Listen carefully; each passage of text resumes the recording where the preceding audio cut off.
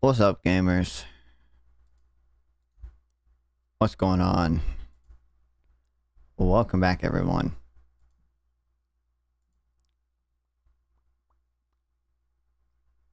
What's up, Kyle?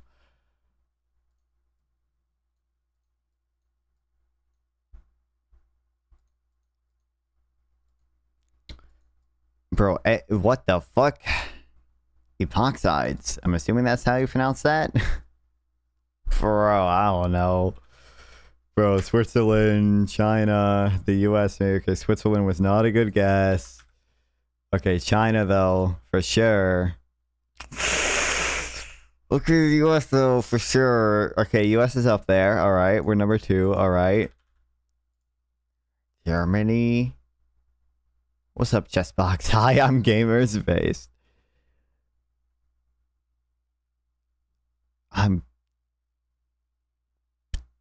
But Germany's up there? Okay. Japan?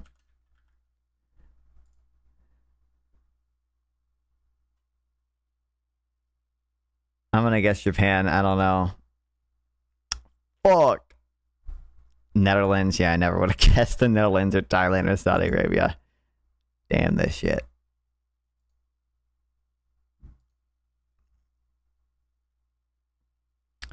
$41 billion is a decent amount.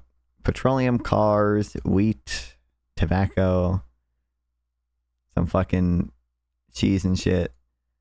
Argentina? No, Argentina has more and more metals and shit, I think. And I think they have more agriculture as well.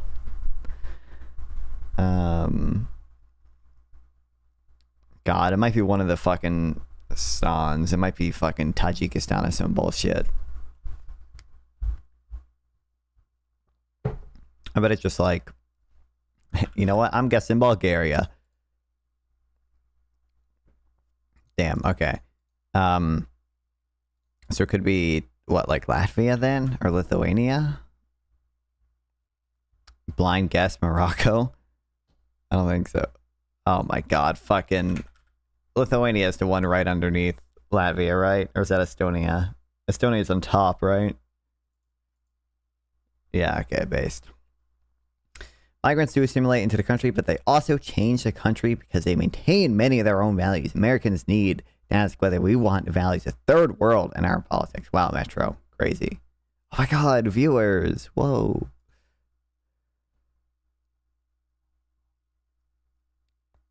Anyway, goated. For real.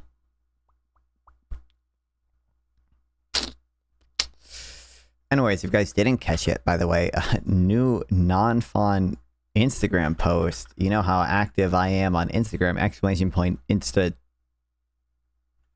Exclamation point Insta in the chat. Oh, what's up? What's up? What's up? What's up? Not much. What's up with you? Not much. You know, it's been a good week. It's been a good week for Lucky Santos. It's been a good week for stock terms everywhere. You know, I saw some cope about Malay and stuff. I thought it was quite fun. Apparently, it's going to be 40 billion now. Yep. What else? The NBism thing. Yeah, oh man, that is like actual like there's not even 9/11 for the globes. That's like the Holocaust for the globes, bruh. Like that's like King of the Coast endorsing that paper. Oh my god, that's just hilarious, man. And then I just absolutely decimating the mean field zone. Oh my god, that shit was beautiful. The great. Great stuff. But it's a good week. You know, it's horrible. I don't even know what was the thing in the most recent FAQ that they did about that paper or whatever that addressed the things King of the Coast wanted them to. I don't actually know what it was just quite fun. I just remember sample text being like, oh, I didn't like this paper for this reason, and I just went, oh, just refer to like FAQ question number 23 or something like that. Like it's very, very comprehensive because I emailed them and they were like, oh, we just dropped, because I emailed them about the Michael I want to win or who I think will win. His name is, I think Lonerbox probably both. Paper or the critique. Mm-hmm. And they were like, oh, we've updated our paper and we've done an FAQ and we've responded to Vibe with like his stuff. But yeah, no, oh my god, King of the Coast switching. I mean, that's not good for the Yimby bros, man. That's not good. It's just and Vernon coming out and saying that he likes heterodoxes. Yeah, that's not good for the globes, man. It's not good for the GMU PhD bros. I don't know. I saw the Nicholas Decker tweet though saying that we should be more mean to the heterodox bros. So. Oh my god! Hang on. If he's actually doing that, I'm gonna quote tweet him. I think he said something like the problem with non-heterodox economics is they're not mean enough to the heterodox people, but I forget exactly what it was.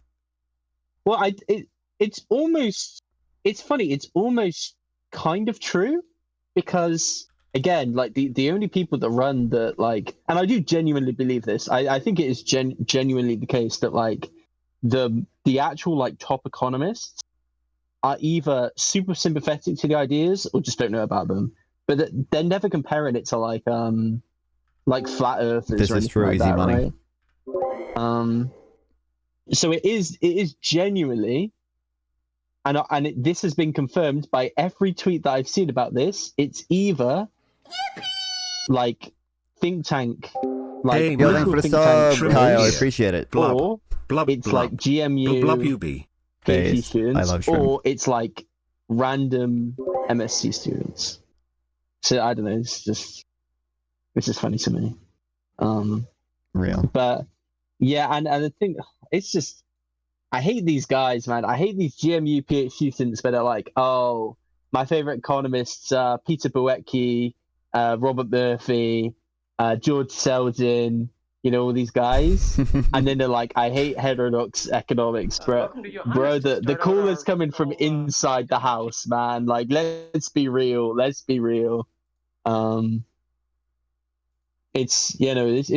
just funny to me. And when I said something which, in my opinion, about Thomas Kuhn wasn't controversial at all, and the Minfield Zane is trying to, it's like, You know how I said that you know how I said that King of the Coast is like woke Rumpel? Woke Runfall, yeah. Yeah. Like Meanfield Zane is like retarded incel King of the Coast. Okay. My goat. This guy sounds awesome. It's just funny. It's just funny when I'm scrolling on this guy's tweets to see stuff I can get mad about, and he's like, "Fuck! I like the girl I was gonna go on a date with didn't show up." And I'm just like, bro, why are you tweeting this, man? Like, I don't know if the Econ bros want to hear this stuff. But yeah, it's what's going on in the world today? Yeah, I never tweet stuff like that. Is politics still kind of brutal?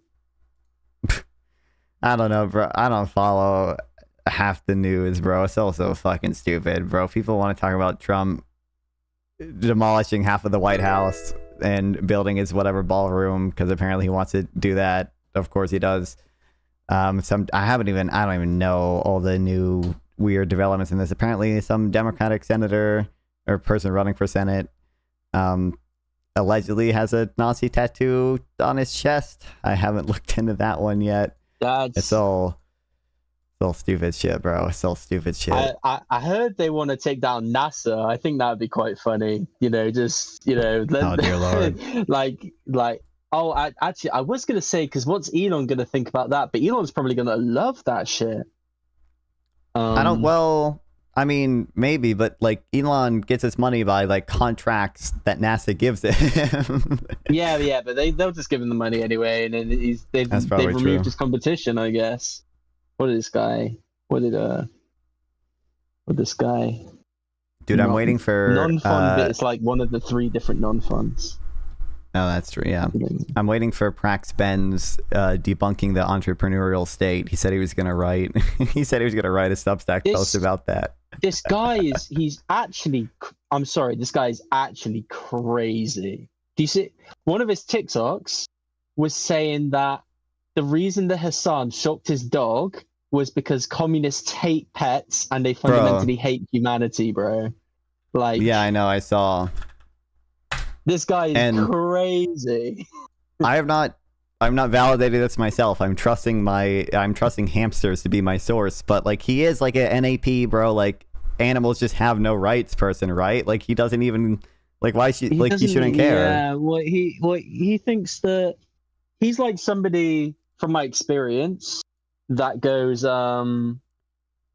he just believes in he's like one of the guys who's like, oh, you believe in the naturalistic fallacy? You think that's a real thing? Do you get what I mean? Yeah. Yeah, like he definitely believes that. One depressing bit of US history is that in the 1940s, the economy started to get hit by devastating conflict and negative supply shocks for the first time. Since then, they've never really let up, generating a massive cumulative increase in the price level.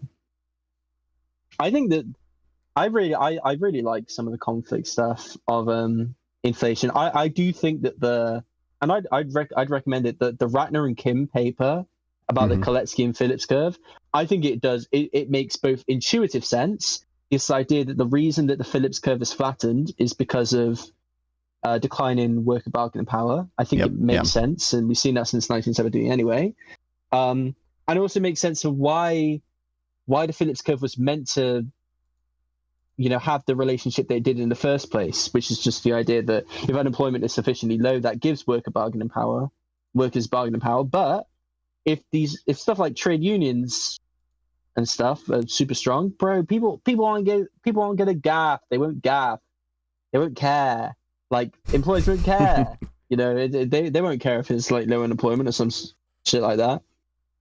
I mean, I have seen. I'm not going to remember who wrote the papers. I could dig through my notes to find it, but I have seen stuff that just suggests that the Phillips curve was always relatively flat. Like I've seen papers that look at just like state level data. Oh man, I think the Eckhart Heinz got some stuff about like if you go back, then it's way flatter or something like that. I'm fairly certain he understands that easy money. It is. I need to look more into Bill Phillips because it's like Steve Keen is like a huge fan of Bill Phillips, and like when I was looking on like the the relearning economics guy, Yeah. which is kind he's kind of slop, but like I think he's a nice guy or anything. He just posts like tweets and stuff. He just posts like quotes and the occasional thing. Um, but I know that I think he said that like Bill Phillips was the second best economist ever or something like that, or like maybe something like that. But I just think that I think it is equally when I'm complaining about GMU bros and stuff. I think it's equally cringe when like you see people like Steve Keen and be like, I've been trying to debunk neoclassical economics. I've been laughing at neoclassical economists for 50 years, and the world would be a much better place if with a UBI we just made all economists unemployed. I'm like, would it really, bro? Would it really? It's like when some Marxists go that like all economists are like bourgeois and stuff. I'm like, bro, you do realize there are Marxist economists, right? It's not just like Marxist English professors. Like there are actual like Marxist economists. Yeah, they're not real economists though, so true. We don't need to count them. True. God, it's just man, it's just so funny to me. And I just okay. it's just To weird be that fair, I don't actually. Maybe you know more. Are there any like economists who like self-describe themselves as Marxists who like actually consistently publish papers that are like published in good journals and not just Marxist journals? You could say Sam Bowles. Like I don't know if he still considers himself a Marxist, but he was a big Marxist economist at some point, and he publishes quite a lot. So Sam Bowles, Herb Gintis, but it's not really the case that like when we talk about top journals, like they're just their interest in my opinion it just isn't in this sort of stuff. Like that doesn't mean that like they're being held, the Marxists being held back and stuff. It's just generally like the Marxists and like the heterodoxes are going to publish in like certain journals, right? Like why would like if I wrote a paper, what like I don't know. I guess unless it was like public choice related, why would I try and get it published in public choice? Why would I just not get it published in more like the area of expertise it's in, right? We'll get more prestige, you get more clout. I would trust you more if you published in better journals. All right. But there are Sam Bowles is probably the main one. Like he's published he's published in top fives. I'm published in top fives like relatively recently. I think in the last 5 years he's published in top five. And you've also got people like Duncan Foley and Anwar Sheikh. They're like generally from my and somebody whatever his name is. Okay, Nick James enough. Wow. But like yeah, Duncan Foley and Herb Gintis and What's up, Sam? What's up, non-fun? What's up? And people like that generally what was I gonna say? I got into it. Duncan Foley, Anwar Sheikh, from my and what's his name? I emailed. It's funny because when I was trying to do the email thing, I emailed this guy, and I think he's like in his late 80s, and I was like, "Can we do an interview?" And he was like, "Who are you?" And I didn't really respond. Let me quickly find. Welcome back, Sasrama and Michael and North. I don't know if I said hi to you people ever. Michael, maybe if I look at Michael Woodford reviews. Because I know Woodford did a review of one of his books, and this is another reason. It's just Easy Money, the guy who sent you the other non-fun who sent you the tweet, really wants you to know your response to the claim that the government caused an increase of the price level, even though I don't think you would. I don't know if you even disagree with that fundamentally, really, but who? The Is there a guy, the like, person in who sent chat you or the King of the something? Coast tweet about the meme about the supply shocks causing inflation. He wants to know your response to the meme. To the meme? He wants to know my response to the meme? Well, it's just kind of well, like, conflict stuff has always existed. I don't really. Maybe I just I mean, don't get the like meme. I don't know. what's the argument that money's not neutral in the long run? Because of endogenous money creation. Oh. Yeah, because yeah, well, because firms look for financing before they do production, and the fact that they just get this from banks that create it endogenously. That's generally my would debt answer play a anyway. role in that too? Like, because debt ratios are not like zero in the long run. Like, there could be, debts are a real thing, right? They're Hmm. not neutral. Yeah, that's right. Yeah, so I don't know. That, Yeah, go ahead. yeah, it's just, yeah. Well, it's just effective demand extends into the long run, like because of that. Um, and yeah, it's just generally. I know it's just, yeah, generally a long term thing, and post Keynesians emphasize that, and also like uncertainty and stuff like that. Although lots of different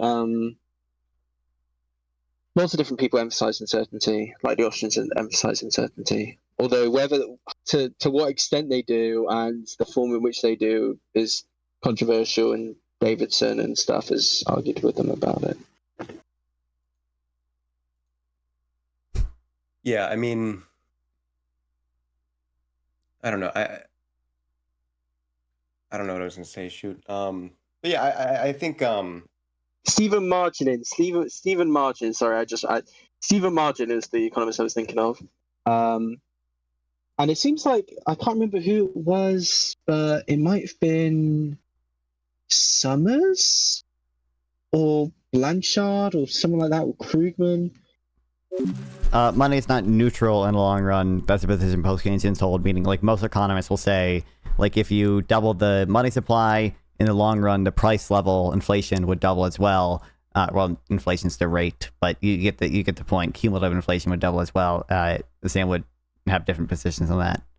Keynes book. Mm-hmm. Yeah, it's just so silly to me when people say that, like, paradoxes, like, nobody gaff about them. Well, It's just, and I think they and have all these people love, like, Selgin anyway, and Selgin's heterodox. So. Yeah, but I do think like and I've told you this before. I think the mainstream like people, not all of them, but people like Summers, for instance, and Blanchard, they've endorsed concepts like hysteresis and other Mm-hmm. things, and they've incorporated some of them in their model. I'm even pretty sure that Sominsky and stuff has been incorporated into like even some central banking work. I may have read that from you actually. But so Yes, in one of my Substacks at the beginning, I think I point out that yeah, like the governor of the Bank of England and stuff is like, we should, yeah, Minsky's really good, and then I have to hear it from, like, Meanfield Zane that actually, like, nobody gaff about Minsky. It's just funny Yeah, to what me. was your this wasn't like super in depth or anything, but I read just one blog post by the fucking price theory dude. I think it was Josh Hendricks or whatever. He goes over the bubbles people commonly cite, the tulip mania thing. There's like two other bubbles he talks about, and he argues that they weren't really bubbles. First of all, do you know is there any response to, I should find who made the paper, but there's one paper that argued like actually the tulip mania thing is like way overstated because essentially a change in a law made tulips like futures really like options rather than like strictly futures. And then the other bubbles he talks about, which I should find as well, he argues were mostly due to essentially corruption in the British and French government. I'm not too sure. I would need to see the paper. About the tulip stuff from in the Netherlands. Yeah. Yeah, I would need to see, I guess. But yeah, to what extent Minsky is applicable to global financial crisis and stuff. It's actually the content of like a really interesting blog post I read. I think it was called Meeting Minsky, by a guy called I think the subset was called Living in the Short Run. Yeah, it was. Yeah, I just thought like, wow, what an interesting title for a Substack. Yeah, it's just like Krugman and stuff. All these people love Minsky, Egerton. But yeah, I think the funniest thing of the meme field Zane thing was when he said that he was like, show me a microfounded paper, and I was like, well, we have microfounded papers, and I don't really care that much about non-microfounded stuff, like in the sense that like I don't care if something doesn't have microfoundations.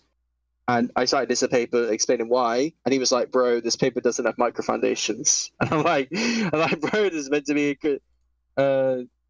like the paper's literally it's called aggregate structural macroeconomic analysis of reconsideration and defense.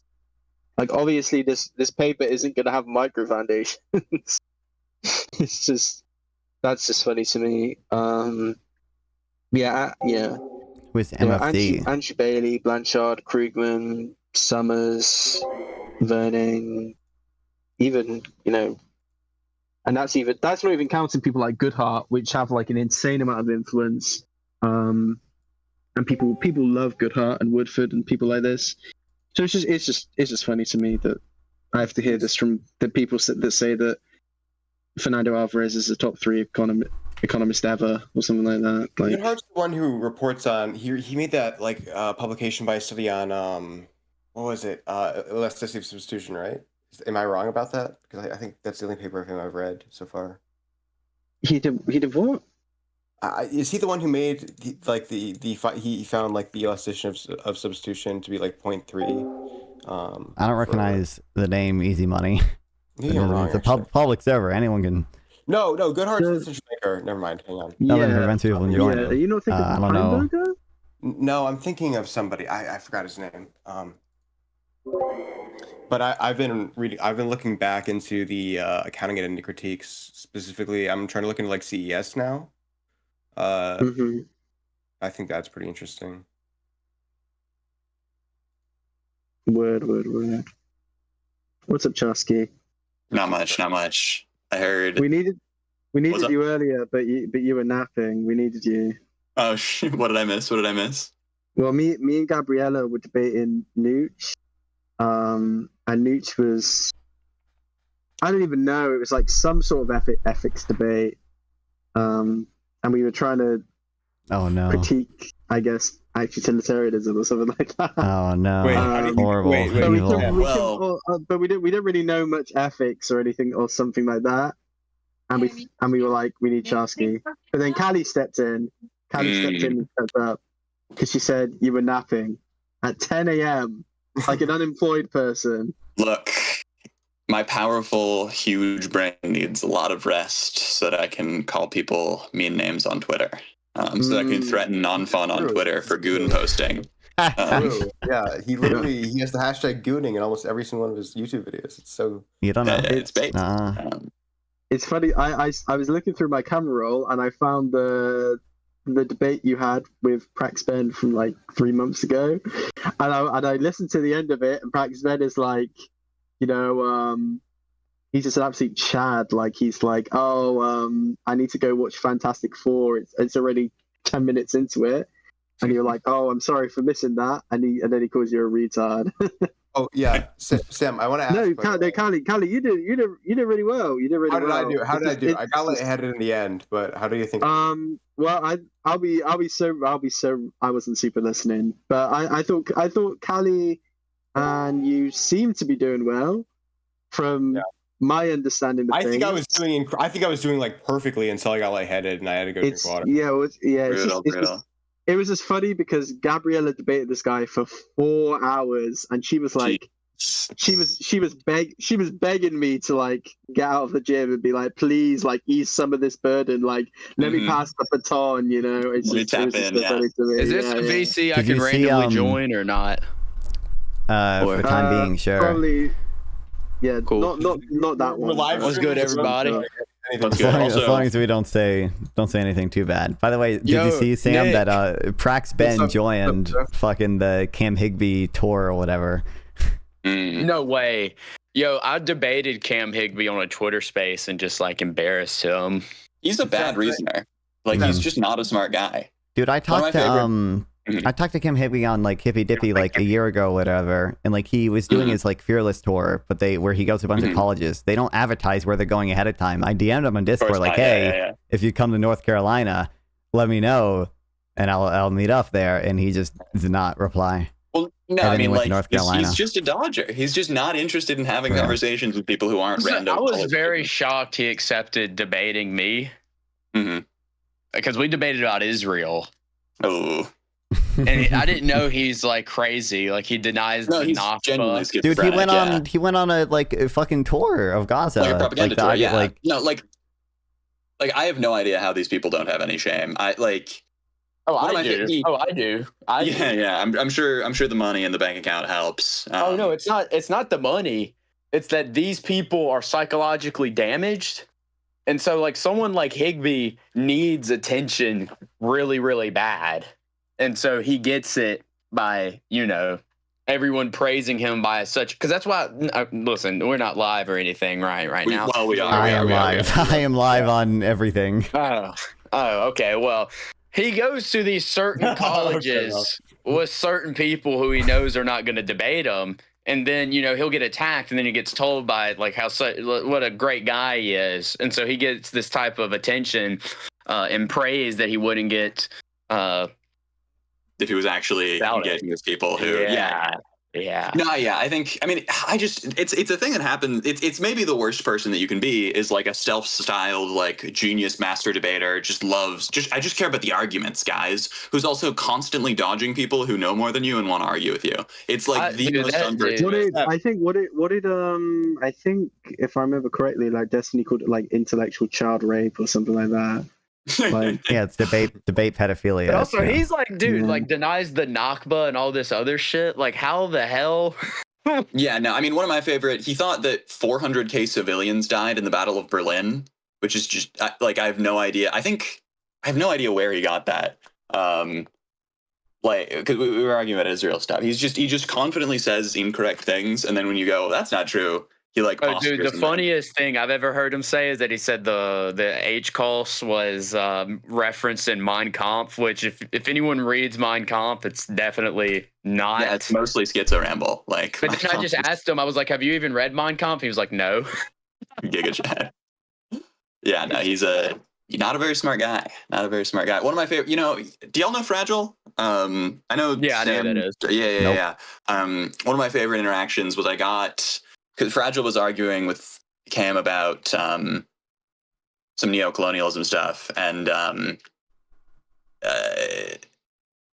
he ended up like BTFOing Cam, and then I got Ben to come in. Ben came in to try to save him, and then I got Ben to admit that was a Cam Higbee L. I wish it had been recorded, because the video of Ben saying that that was a Cam Higbee L would have been, and you could see. Bro, What's very funny was. By the way, hold on, just real quick. By the way, when I talked to Cam Higbee, his argument that Biden was like authoritarian was that Biden did a ton of executive orders. He was like, Biden did so many executive orders. Clearly, this is authoritarianism. Isn't Biden was one of the worst presidents we've ever had. I mean, does anyone here disagree with that? Or I mean, some of Biden's industrial policy stuff was pretty cool. I like some of Biden's climate which is none of it policy. worked, right? But I mean, support for Ukraine, support for Israel. I mean, these are just really bad things, right? I mean, I'm more sympathetic to support for Israel, or sorry, more sympathetic to support for Ukraine. Jesus, misspeak. Whoa! Someone catch that! Someone catch that!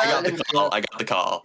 But no, I don't think. How many executive orders is Trump at? Let's see. He's Like at, more, it's like higher more than than any FDR. other president. It's like For this point in insane. time, yeah. What's up? Steph, did I tell you about my debate with Millie? Who's Millie? She's like this conservative streamer. She basically said like Keynesians were incredibly stupid. Oh, really? Yeah. And she's like a libertarian, but she doesn't know anything about like Austrian theory at all. So I joined up her stream with like 1,000 people watching, and I'm like, what's going to be the argument that supply and demand forces will lead to full employment, like a steady state of full employment? And she's like, what does that mean? And I'm like, she knows nothing. And so then I'm like, okay, Millie, do you need me to dumb it down for you? And she's like, I can be really condescending if you want. And I'm like, I can too. I'll smart it up for you then. And I described like Walrasian equilibrium to her. And then she's like, that's a different thing than you just said. I'm like, it's really not, but okay. And then she goes on like a Spurg contest with me. And I go, I say, I don't think you know economics. Why does supply curve slope upwards? And she says demand. Just incoherent. It's just non-fun. Did you see that Trump is backing off on basically all of his tariffs?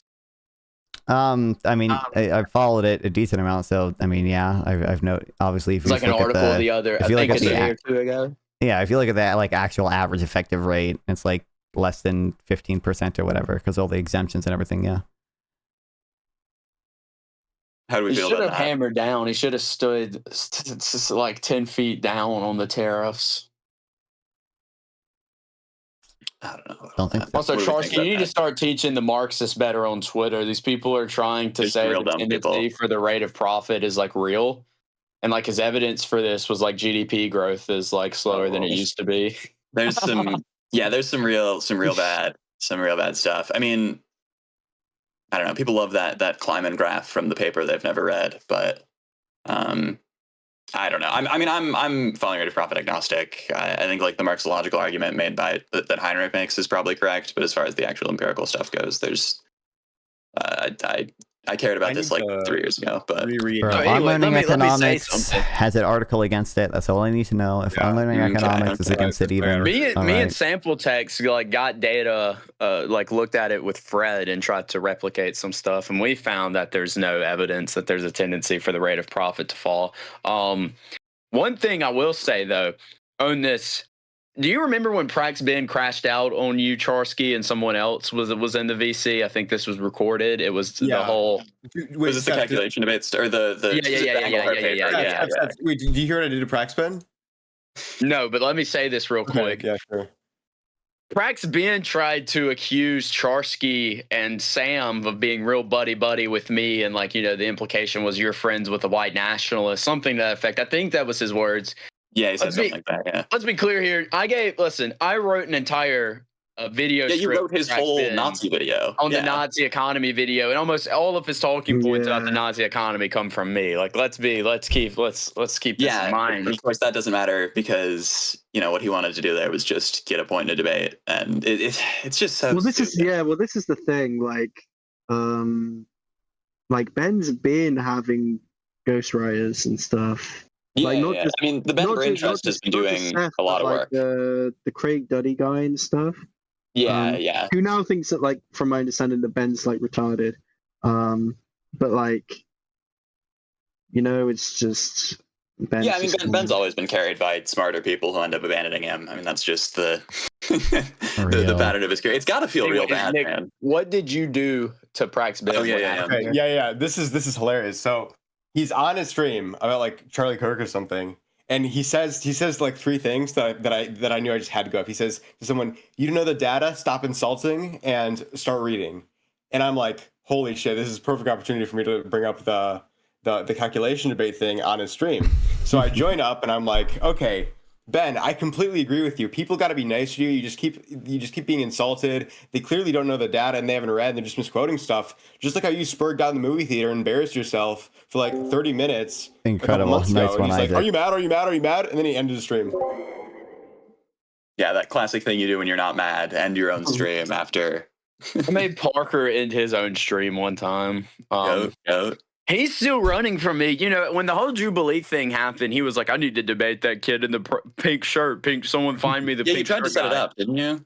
Yeah, and then he just like ran away, and then like I crashed his live stream, and I made him look so stupid. He's an econ major, isn't he? Doesn't he have an econ degree? Yep, he has a degree technically. He has no idea about econ, dude. Yeah, I don't know either. He says he's not neoclassical, but I don't know if he like would know. If I quizzed him on like basic shit, I don't think he'd know it. Yeah, I have no idea. I mean, he's gotten like there's an unfortunate thing that happens when you get an audience over a specific size, which is just there's so much incentive to not care about any of this. Well, Because remember, you're he never gonna used to be a benefit. communist. Like, he used to be a communist, and he was like a Marxist, not a libertarian socialist type. And Gannon Henry, this was back in the day before Gannon fried his brain on drugs. I love Gannon so much. I do too. He's hilarious. Gannon, Patrick, and Henry just ripped him a new asshole about like co-ops and all that other shit. And then like after that, he just became like a liberal capitalist. Yeah. That's funny. I remember the co-op thing with. I think there was 2 convos. There was a second convo with Henry about co-op stuff, and I think there was. Yeah, I think that was one of the first things that Henry and I talked about. That's funny. Yeah, no, I don't know how he does any of it.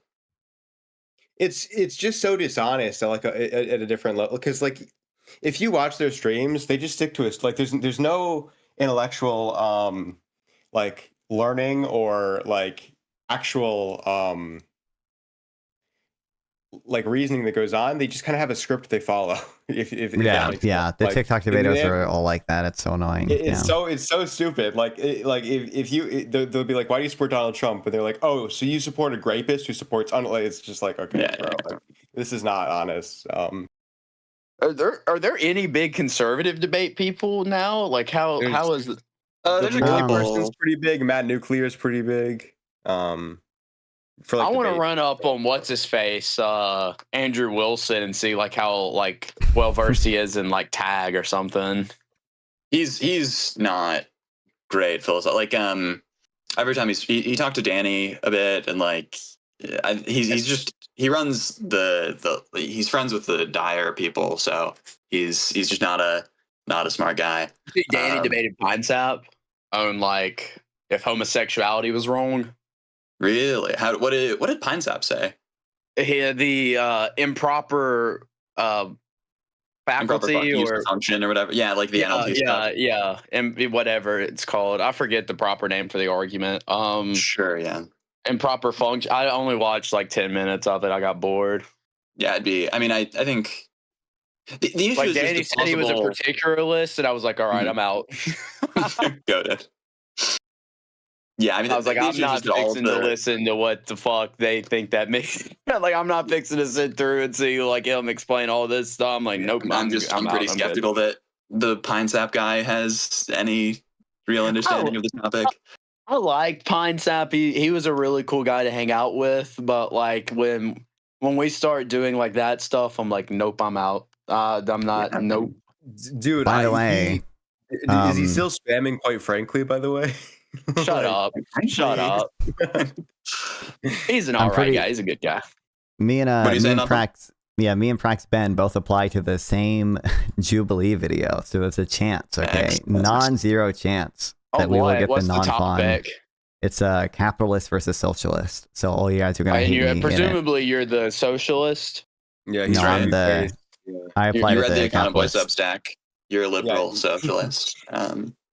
I applied to that video as well. Or no, one of them. No, the anti-capitalist video is what I applied to that, and then some other one. Open? Let me see. And then they were like, "Nope, you can't come on again." Like they just had like another like Groyper takeover of Jubilee, and they did not invite me back. They ghosted me, which I'm cool with because apparently it was like 20 Trump supporters, and I was like, I'm not fixing to pretend to support Trump. Because then MAGA people are going to take my arguments, and I'm nope, fuck that. Yeah. I guess the applications for the capitalist and socialist middle ground is still open, so maybe I'll tap in and apply. But they need some social nationalist representation in the socialist versus capitalist video. They need some of that representation. I'd 100% get up in that bitch and be like, yo, capital has a tendency to like go to unproductive. True. Wait, do you live in, well, I don't know if you want to say answer. Are you like near LA or whatever? Oh, no, I live in Mississippi. Wow. Okay. Wait, non-fun, are you from LA? How are you going to get to... No. I'd have to fly there, but... And so that's how he's so gay, is he's from LA. It like makes sense now. It's true. True. No, I've never been to the West Coast at all. So Really, Tim? Sam, did you see that paper I sent you? Yeah, I think I vaguely saw it. It looked interesting. I've not okay, read wait. it, I gotta though. get to. I gotta get to my actual stream at some point here. So you guys, there Okay, are well, I'll other head out. I'm other assuming you wanna VCs hop in this server in- if you wanna. So Before, no, I gotta go to a different VC. Okay, But well. just to explain the paper real quick, it's like just about like giving like a post Keynesian justification for like socialized investment. Oh yeah. I remember what I was saying. Yeah. It's All right, I'll see y'all later. All right, see you. wow, based. Okay, where are we? Yeah, I never went like super deep into this stuff, but I remember this paper when it came out. It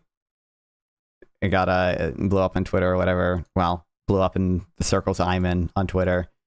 And I remember people being upset about the way it tried to account for demand, basically.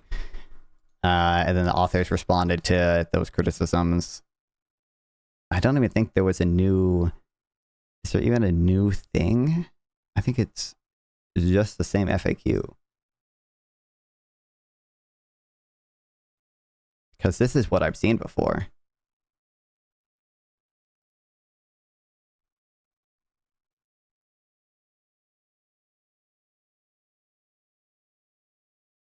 Or is it, there might be a new...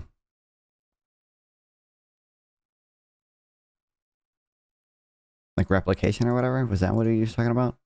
Pre-registered will convince me, Professor Wineland and co. is paper arguing existing supply constraint proxies do not explain housing/rent /quantity growth across MSAs. The most recent FAQ response exactly meets my standards of evidence. I have thus changed my mind.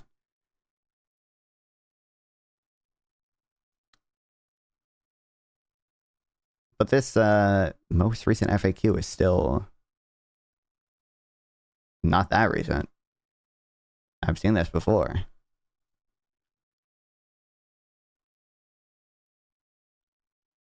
I don't know. Maybe we just got around to reading it or whatever.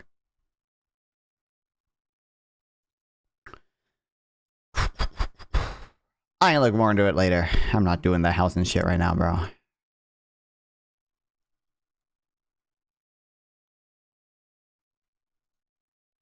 We'll do that after the manifest, the non-fun Jubilee appearance.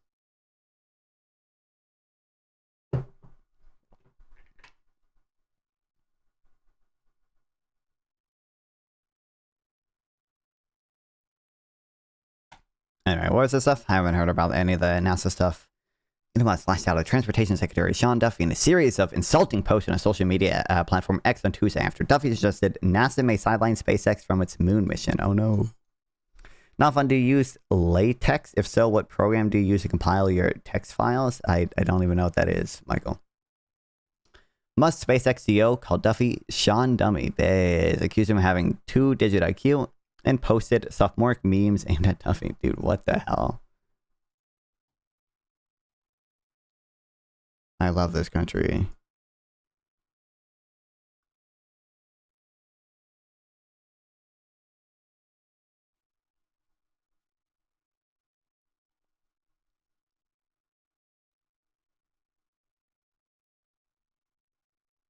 Wait, what the fuck? In his post Tuesday, Musk even created a poll for its X followers to weigh in. Should someone whose biggest claim to fame is climbing trees be running America's space program?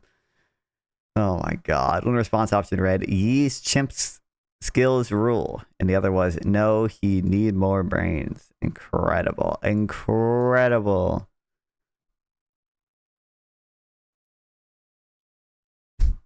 Musk rocket company has fallen behind schedule with its testing and development of Starship, and the vehicle suffered a string of explosive failures earlier this year. At the same time, political pressure has mounted as the space race with China heats up.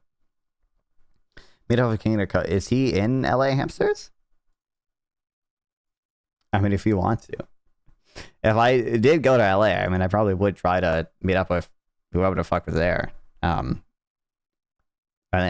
came up with, or I started writing down some people who I think I know are in LA or near LA. Like I'm pretty sure Soy Pill is near LA. I don't think he's in LA. Will you do a stream of King of the Coast if you go to it? If you want to? Like I said, I think I'll try to meet up with almost anyone in LA if they want to.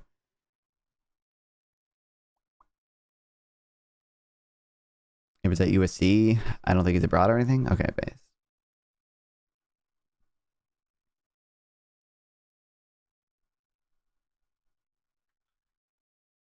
Incredible.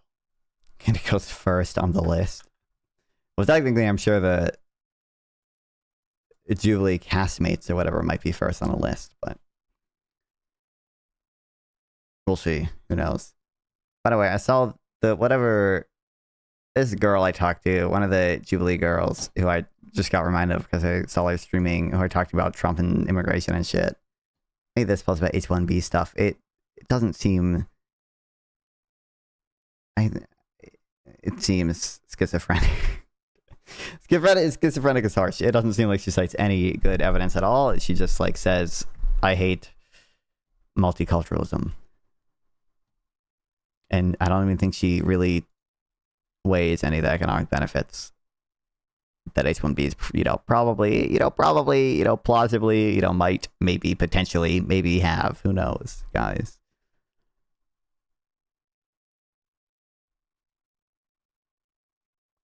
Like, none of this stuff is... Feedback from Ramaswamy also shared positive sentiments about the program, sharing that a replacement of native-born American workers is simply a response to a decrepit American culture that has ventured meritocracy over excellence. Thanks for the follow. And Pello9, I appreciate it. Can you send that in Discord Gen Chat? I'll write a very long comment. There's nothing even like... I don't even know if there's anything to comment on, but... This claim is justifiable. It's a justifiable reason for an increase in East Indian population, with India receiving 74 to 78% H-1B visas issued by the United States. The rise of Muslim refugees coming to the U.S. has also been noticeable. Why are we jumping into this now? Statistical projections show that U.S. Muslim population will continue to grow much faster than the country's Jewish population. Okay. To mostly catch up with other national demographics. By 2050, the U.S. Muslim population is projected to reach over 8 million, nearly twice as much as today. In light of the recent Hamas-Israel conflict, this recent change can also not proceed without major conflict. So, Trump got a ceasefire. It's over. We did it. Peace at last.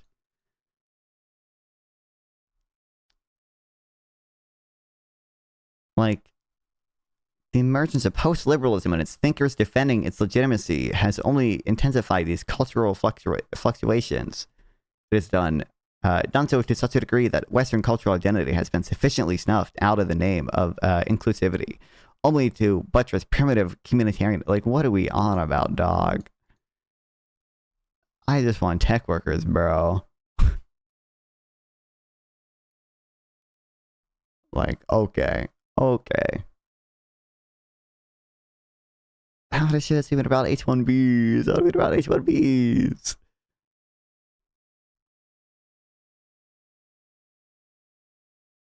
Do the majority of H-1Bs even get citizenship? I don't actually know the answer to that, but some of the H-1Bs probably just go back after their shit expires, right? I think you can only have one for, I think you can renew it like twice or whatever, and you can have it for 6 years. So I think after 12 years, someone will probably go back to their home country. I don't know the percentage though.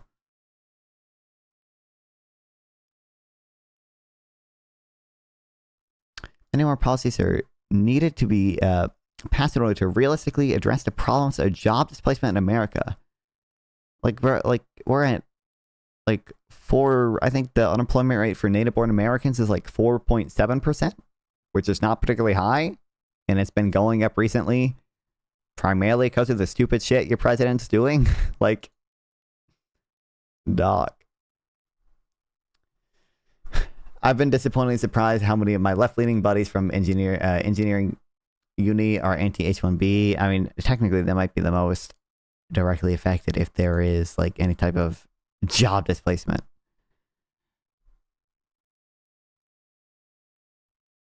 There's like no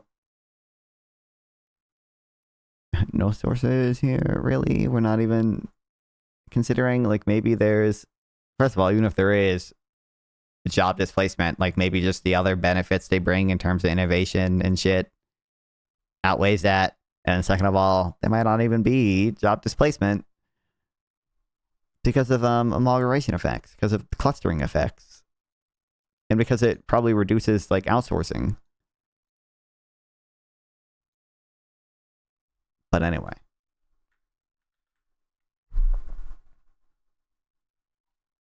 Why'd I open that? Oh, because we were talking about this. Yeah, Praxben joined the fucking fearless people or whatever. Like I said, sadly, did not get a reply to my DM. I saw them going to places near NC, and I said, if you go to NC, tell me. And they did not tell me, bro. They did not tell me. I would make more of my degree if I weren't shipping people in, kind of thing. Oh, yeah. Engineers and coders are probably impacted most impacted fields, I'd imagine, right? Yeah. I mean, they would be the ones like directly affected, but it, could also be the case that there isn't even like on net job displacement because, like the clustering effects, you have a bunch of smart people in one place. People, want to invest a lot in that place, and then if it reduces outsourcing.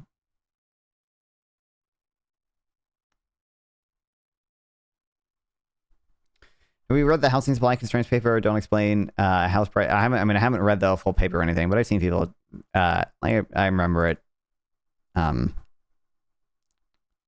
it initially came out, people talking about it and some of the responses to it and shit. I forget who I talked to. Actually, I don't even think I talked to anyone who cited this. I was just talking to someone who I anticipated might cite this. So I read a little bit through it, but I don't know, not that much of it.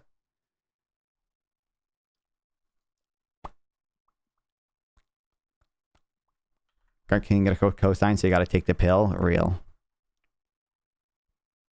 Yeah, I did see that, obviously. Me and Sam were talking about that. I don't know if you saw when it first came in. Anyway, hold on, just real quick. What I was going to promote briefly before we got derailed entirely. New not on Instagram post, exclamation point, Insta in the chat. Okay, there is a command. There is a command for it. Go follow the Instagram if you haven't. There's just the clips from the fucking No Kings protest where we talk to people. Okay, so follow the Instagram.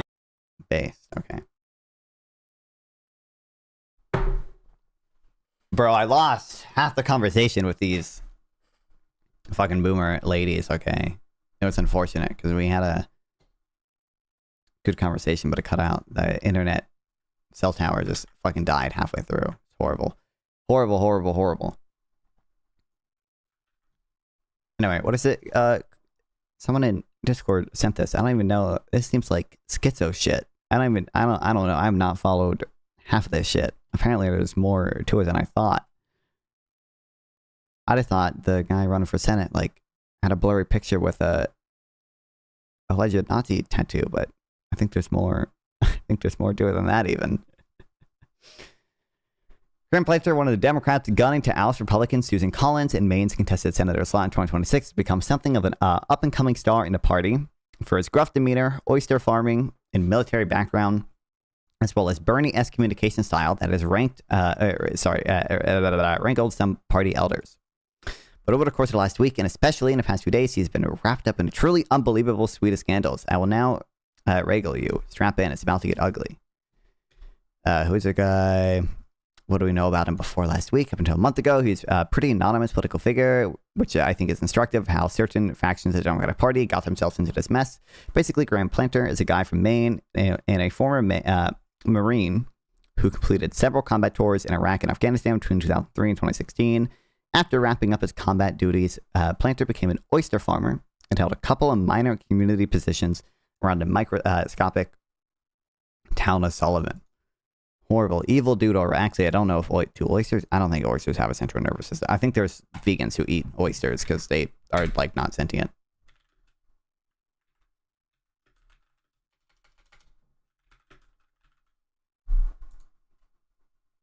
Okay, not evil. Never mind. Okay, yeah, see. Oysters are vegan. Changed my mind.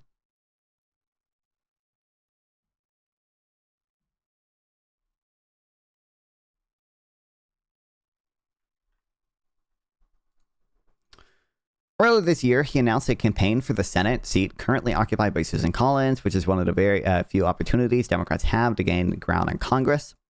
Planter gained a national profile following a buzzy campaign video extenuating his working class, bona fides, as I pronounce it right, clearly staking out a position on the party's leftward flank. He advocated for socialized healthcare and childcare and signaled a distaste for America's close relationship with Israel, which made him unfavorable among dormant Bernie bros. Planter's kept the momentum up with magazine profiles in a viral moment at a town hall where he eloquently answered a question about false claims of immigrants getting federal benefits. It seemed like he had a real shot to make noise next year. You fell for it, didn't you? There's no way you didn't like this guy. For some, man, maybe Planter could be president someday. Text my phone that I'd like to take back. Yes. So wait, were there any red flags before all these controversies started popping up? Anything you should know about? Not especially. Blah, blah, blah. Okay. What's this? All this about his Reddit post. Yeah, I haven't heard about this at all. Last week, a couple of reporters at CNN examined Planter's Reddit history and found a number of posts that rankled the Democratic Party's more conservative constituency. He wrote about how, as he's gotten older, he's become a communist and agreed with another user that all cops are bastards. Wow. We got the Zorhan 2020 Twitter post V2. Let's go. Frankly, I think that kind of language is pretty minor in the grand scheme of things, but whatever, so it goes. However, in the days that followed, other posts have popped up in Planter's history that have been more damning. In an Ask Reddit thread about what other users have always wanted to ask someone of another race, an insane premise, by the way, Planter wrote, "Why don't black people tip?" Okay. Incredible. Wait, what year? Why don't they say what year it was? Was it like 20 years ago? I don't even think Reddit was around 20 years ago. It might have been actually, but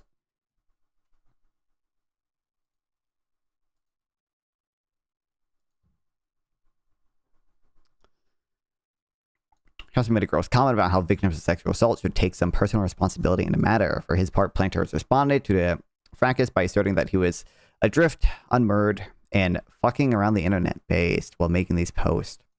His campaign went on to release other selections from Planter's Reddit career that painted his presence on the platform in a more sympathetic light. In particular, he has used the platform to advocate that veterans get mental health assistance from the Department of Veteran Affairs.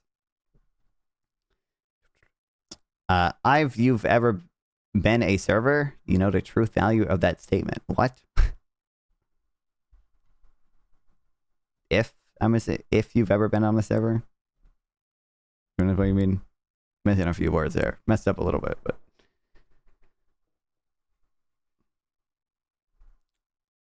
Yeah.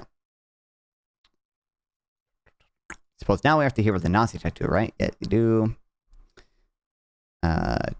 Don't really know how to say this, but Graham Planter has a giant, I don't remember how to pronounce this shit, Toten Comp or whatever, tattooed on his chest, as in the skull and crossbones worn by the SS, or in other words, one of the most anti-Semitic symbols anyone could inflict upon their skin.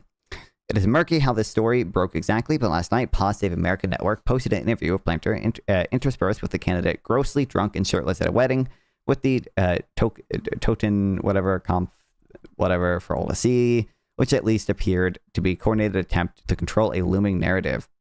This is at least what his former political director alleges.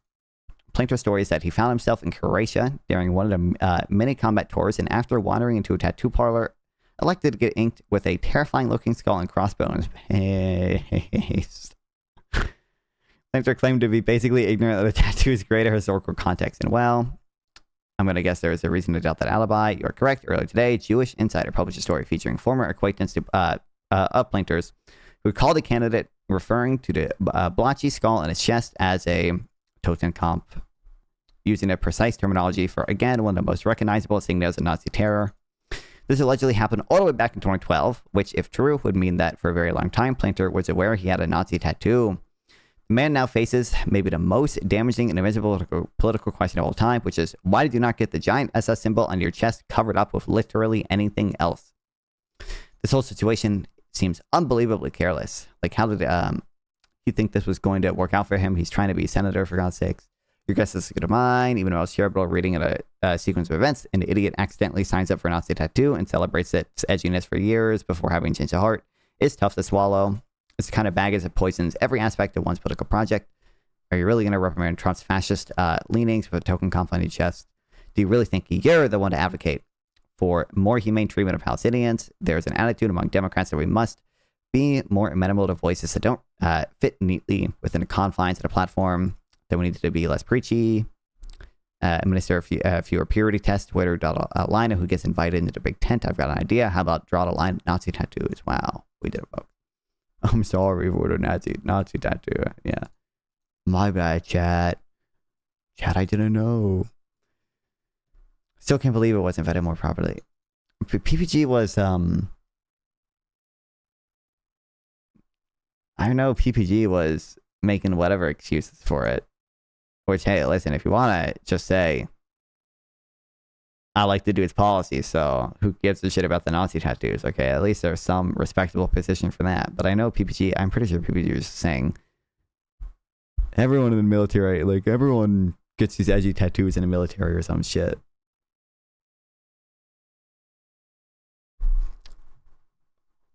But I guess last I checked, I thought it wasn't even, like, confirmed or whatever.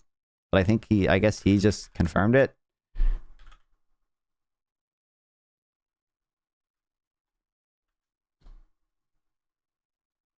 Not Planner, whatever.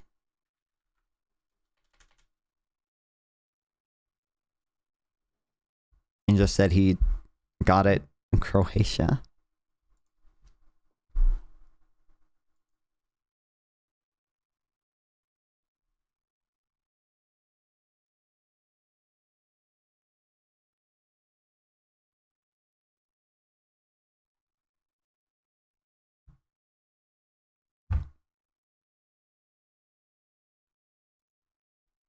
What even... Do they link in here or whatever where he said shit?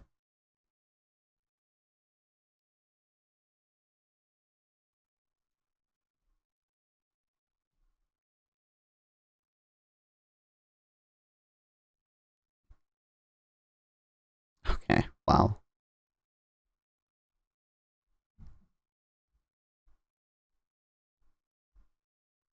Incredible. I love this country. I love this country. Yes. We have an awesome political system. Listen, in fairness, can we get a bait? Can we get a neoliberal to win Democratic Senate now, actually? Maybe it's good. Maybe it's based. Okay, maybe we did it, folks. Maybe it is what we needed all along.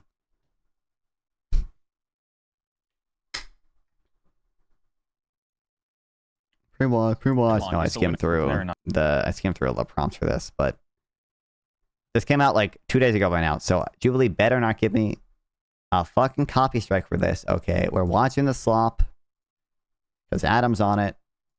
It's got relevant topics, except we're not watching the last topic because, like I said, I skimmed through the topics in this one. The last one is about Bad Bunny being picked for the Super Bowl, and you could not pay me to care about that, bro.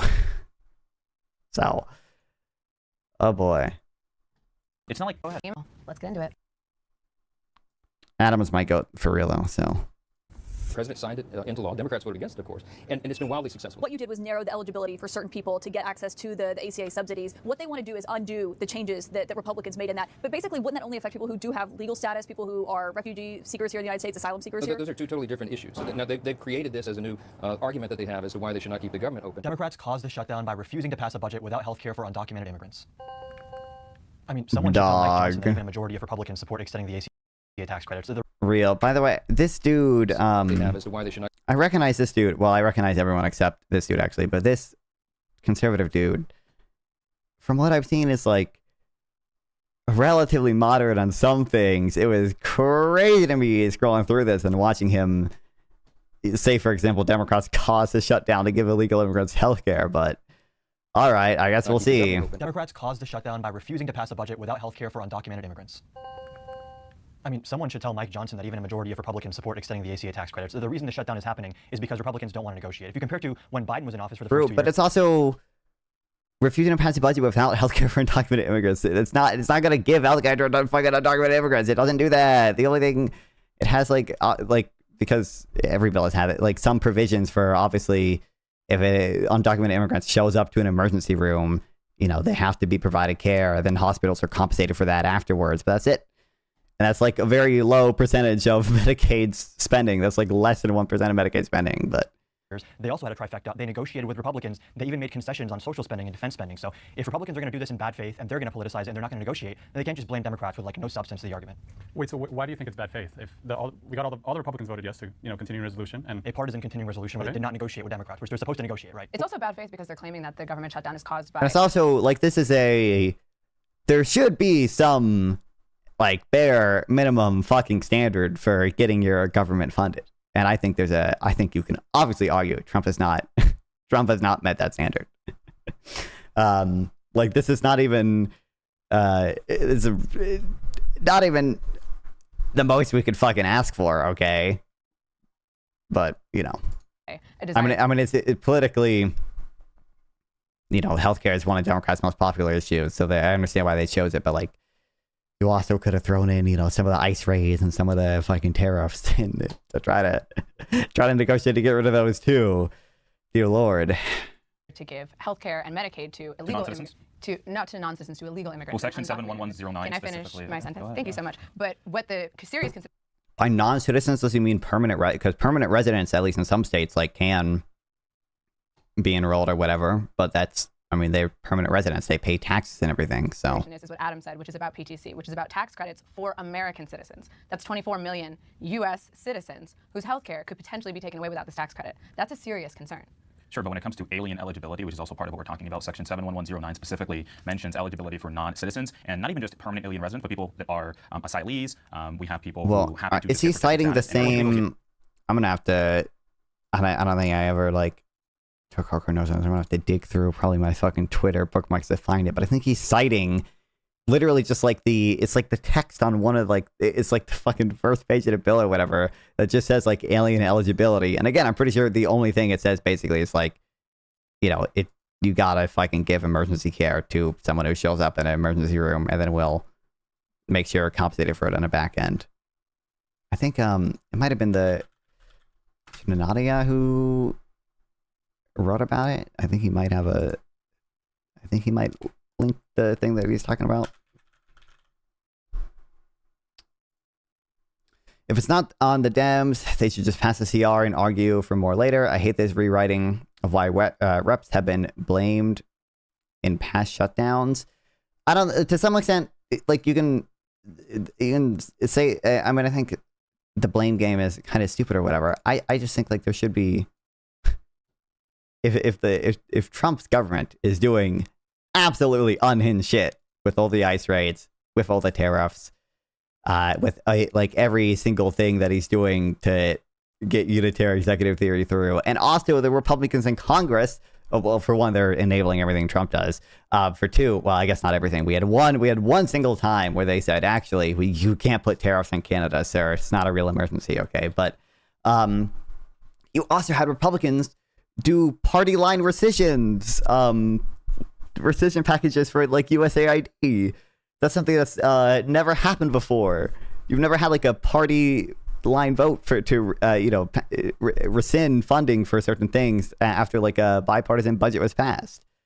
So you can say you want to blame the Democrats for taking the hostage, okay? It's like Ryan Malay would say or whatever, or you can just say Republicans should probably be willing to negotiate, at least a little bit when their government is doing absolutely unhinged, insane things, okay?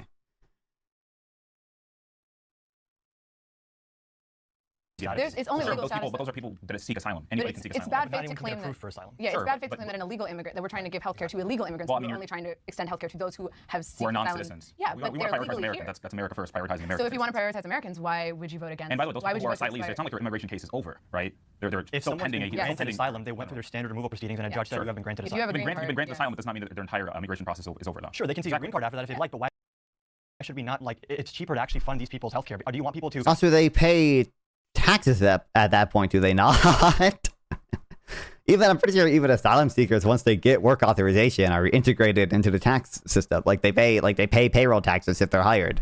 Now sometimes it takes way too long for asylum seekers to get work authorization, but regardless, I agree. The blame game is and always has been stupid. I would just like us to maintain the rules and standards that everyone has accepted up to this point, despite its stupidity. I just think it seems like the Republicans are the ones right now not maintaining those standards, which is why like although like the blame game is silly or whatever, I don't have any issue with people saying it's the Republicans' fault.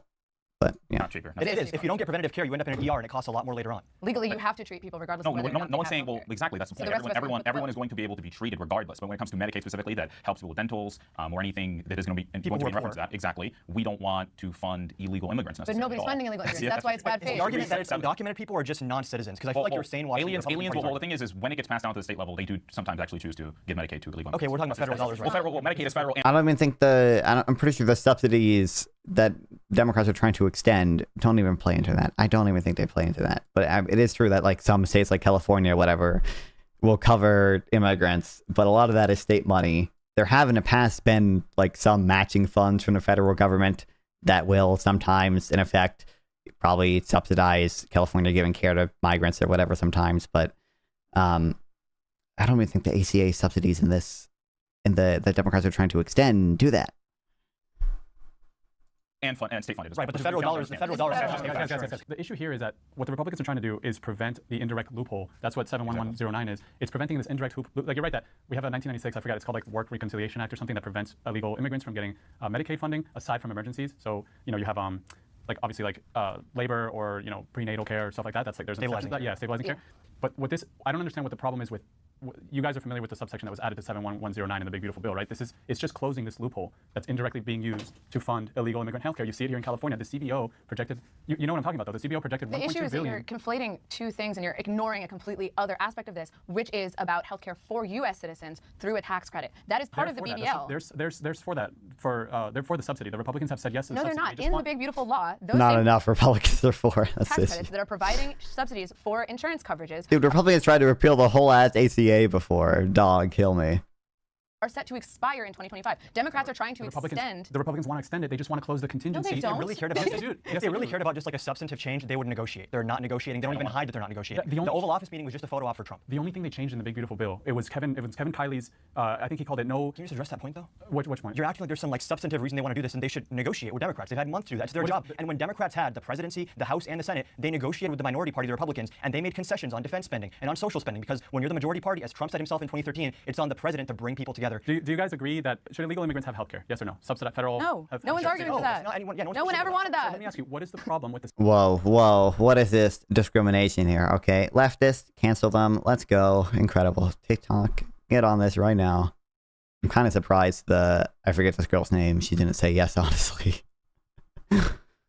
We didn't just do the healthcare as a human right meme. Have healthcare? Yes or no? Subsidized federal. No, no one's arguing for that. No one ever wanted that. So let me ask you, what is the problem with the section that was added? Like for asylees and people that have convictions against illegal immigrants with holding up immigrants. removal and like what are you talking about? What do you mean? It's That's the literally issue. targets Illegal immigrants should not have health care. Legal immigrants should. Green card holders, asylum seekers who have been granted. No, they don't. That's true. Health insurance, healthcare. Everyone, if they go to an ER, legally they have to be provided stabilized care. Yes, you're talking about yes, thank you. Medicaid and the ACA. And the ACA, I mean, Raphael Warnock from Georgia just showed that the average person making $65,000 a year is about to see their premiums go from $300 a month to $960 a month. He said 4,000 actually, but that's fine. I mean, no, the Anthem health plans. People can Google this again. 300 to 960. But again, if you want to get this through and end the government shutdown, just agree that under Section 71109, we are not going to fund people under protected status. Sounds like asylees. That sounds very anti-American first. Why is that anti? Okay, but if you want to. The illegals argument is dumb. The real point, as to my understanding, was that it was a clean CR. Well, yeah, I mean, yeah, technically it is a clean CR, but like, again, it's just gonna go back to the argument of like, can we just have some minimum standard for what insane shit you're allowed to do in order to get funding? And like, if you're doing the insane shit I mentioned before, both the president and congressional Republicans either enabling the president or doing their own insane shit with regards to the party line rescissions, then probably should be willing to negotiate, okay? But they don't wanna. Talk about anti-American first. Why would you not protect the funded tax credit through the PTC, through the Affordable Care Act? Sure, but we have to Why would you not? They already have that. We do agree. The subsidy is. Then why did they set it not going to spend 70. We're not going to spend. Then why did they set it to expire in the Big Beautiful Law? It always didn't set it to expire. Yes, they did. It was set No, to December. they changed it. It was So set to it's December. To be fair, it was the subsidies Democrats want to extend they were gonna expire anyways. I don't think the Big Beautiful Bill changed it, although the Big Beautiful Bill does obviously have a lot of other cuts to Medicaid in it. So expire in 2025. That was a conscious change that was made in the Big Beautiful Law. That's not true. That wasn't a change that was made in the law. It was set to expire December of this year regardless. Yeah, they Why did they renew it? Democrats would have renewed it. Yeah, we can renew it. Sure. So it seems like what we talked about is there's just an impasse here. I think the main issue is that Republicans don't want to negotiate. You guys are bringing up issues with who is eligible. Those are things that would come up in a negotiation. So that just seems like an obvious answer here. But it seems like we're not going to find much agreement on this topic. Effective immediately, the FDA will be notifying physicians that the use of well, let's see how Bro, we this say was that. bro. Acid. Again, I thought this dude was reasonable from what I've seen, but he says yes on this one too. What's up, Faye? Nice to see you back. Acetaminophen. Is that okay? You got there. Which is basically commonly known as Tylenol. During pregnancy can be associated with a very increased risk of autism. So taking Tylenol is not good. All right, I'll say it. It's not good. Oh my God, bro. This is 1.5 times speed and he's still speaking still slow. Oh my God, he's such a retard. Claim that Tylenol is linked to autism is dangerously irresponsible and not backed by science. So there was a Harvard study that was done on this. It was authored by Andrea Beccarelli. It found that when they looked over 46 studies. Oh me. I hate it. You have to be, you have to be educated on every single goddamn bullshit conspiracy theory. I know Greenbacks, who has some other weird takes or whatever. He has an article, about this or whatever, but like it's not a particularly good study. And better studies don't find the same effect.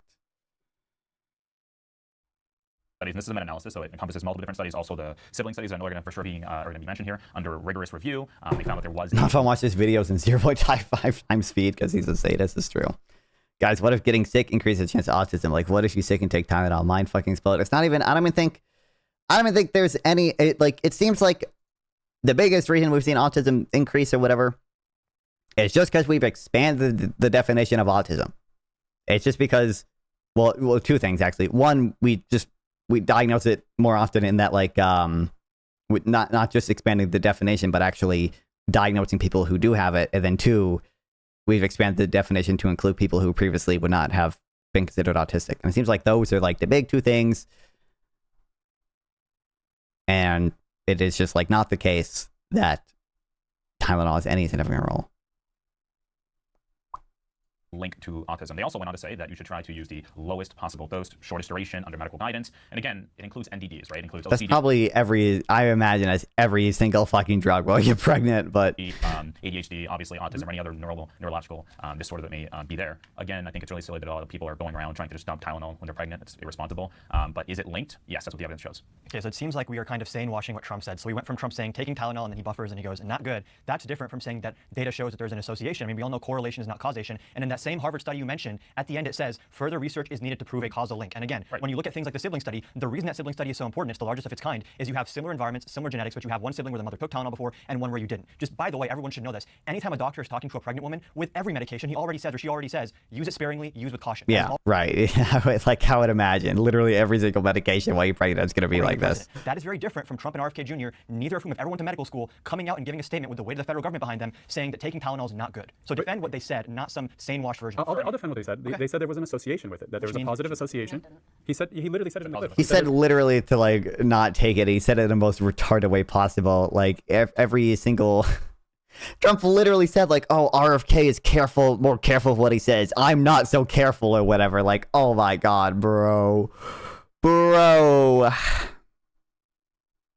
There's a positive association. And he said that it's not good. He also said kind of a leap. Okay. And he's referencing specifically they're pregnant women. It's implied.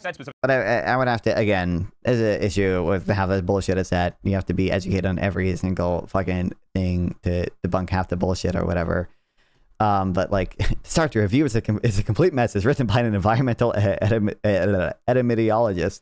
Did I pronounce that? Another environmental person, a child's environmental health researcher who wrote a fake consensus statement. Consensus of who, of what evidence, and a researcher at the Institute for Health Equity Research at Mount Sinai. None of these people have experience with pharma. What the fuck? Pharmacoepidemiology. And it shows in their choice of systematic review method, navigation guide, this methodology is curiously entirely unused in pharmacoepidemiology. I'm assuming that's how you pronounce it before now. Perhaps it's for the better, as it appears to have allowed these researchers to conduct an inconsistent analysis that portrays decidedly non-causal findings as if they're causal. nothing bad can happen. It can only good happen. Yeah, exactly. Bro, like everything Trump said in that speech was unbelievably retarded. Yeah. Specifically, not just that there is no causal link or that we need to find a causal link. They said a stronger causal link. There is already a causal link there, or else they wouldn't have reached the conclusion that they actually have reached. So It's 46 regular studies. So just to go back, I'm going to reference my notes briefly. But he said Tylenol during pregnancy can be associated with a very increased risk of autism. He also, at the end of this clip that we didn't watch, says don't take it. Nice Creep expose. I mean, Creep is just the one person I've seen who's done like a deeper dive on it. I'm sure there's other debunks of it, not from National IQ believers, but regardless. Fight like hell not to take it. Now, I'm not a doctor or any of you. Possible duration. What? I don't even. What? I mean, from the study, shortest possible duration. Okay, so I'm not a doctor. Are you guys doctors? I mean, the people who. Are you a doctor? You. People who actually Are you a doctor? I don't have to take second read. No. Are you a doctor? Did you go to medical school? No. Okay. Did you go to medical school? I did not. No. Did Trump go to medical school? Definitely Did not. RFK go to medical school? That is my issue. They didn't do the study. I understand they didn't do the study, but they are telling women something to do with their health and risking the health of their fetuses when none of them are medical professionals, and they are referencing a study that encouraged more data. The study was not completely conclusive, and a lot of the studies that he has referenced that are referenced on the White House website are observational studies. And when it comes to observational studies, you can have confounding evidence because you don't have control over all of the variables. If Trump is proposing to give more funding to research on the I mean, all the studies are going to be observational studies. I mean, you can use like sibling stuff to emulate like randomized control trials better, but I don't know if we have randomized controls on. We might. There might be some out there actually. I guess supposedly. I mean, I guess you could have a bunch of pregnant women to do a randomized control study about Tylenol and autism, but I can't imagine you would get a very big sample size from doing that, but maybe. Autism and proposing that there could potentially be a link. Certain studies have found there to be a link, but we don't have conclusive evidence. That would be fine. I would have no issue with that statement. But telling women to fight like hell not to take fever medication, something to help relieve a fever during pregnancy, is really dangerous for the health of the mother and the fetus.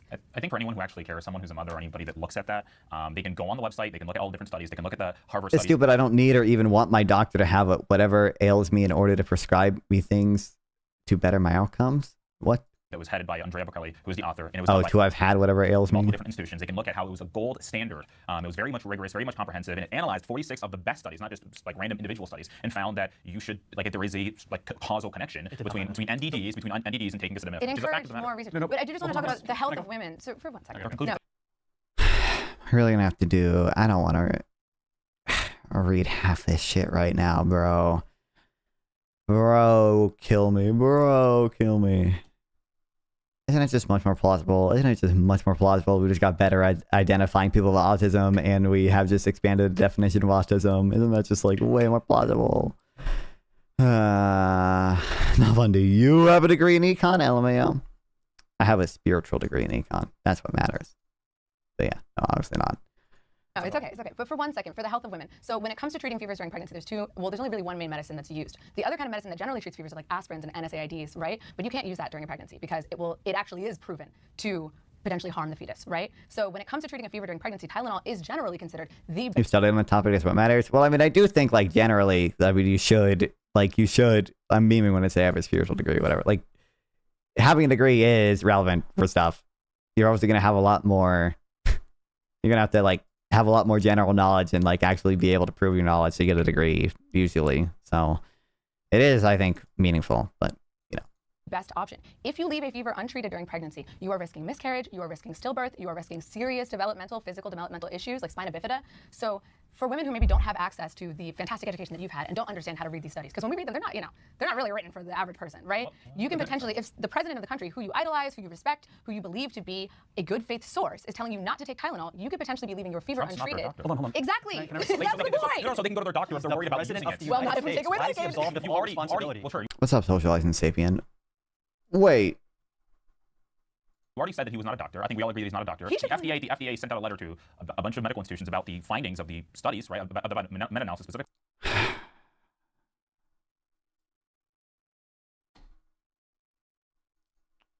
Kill me. Why is this debate even happening? Well, because we live in a fucked up timeline. We live in a worse timeline. We live in a worse timeline. The evil timeline.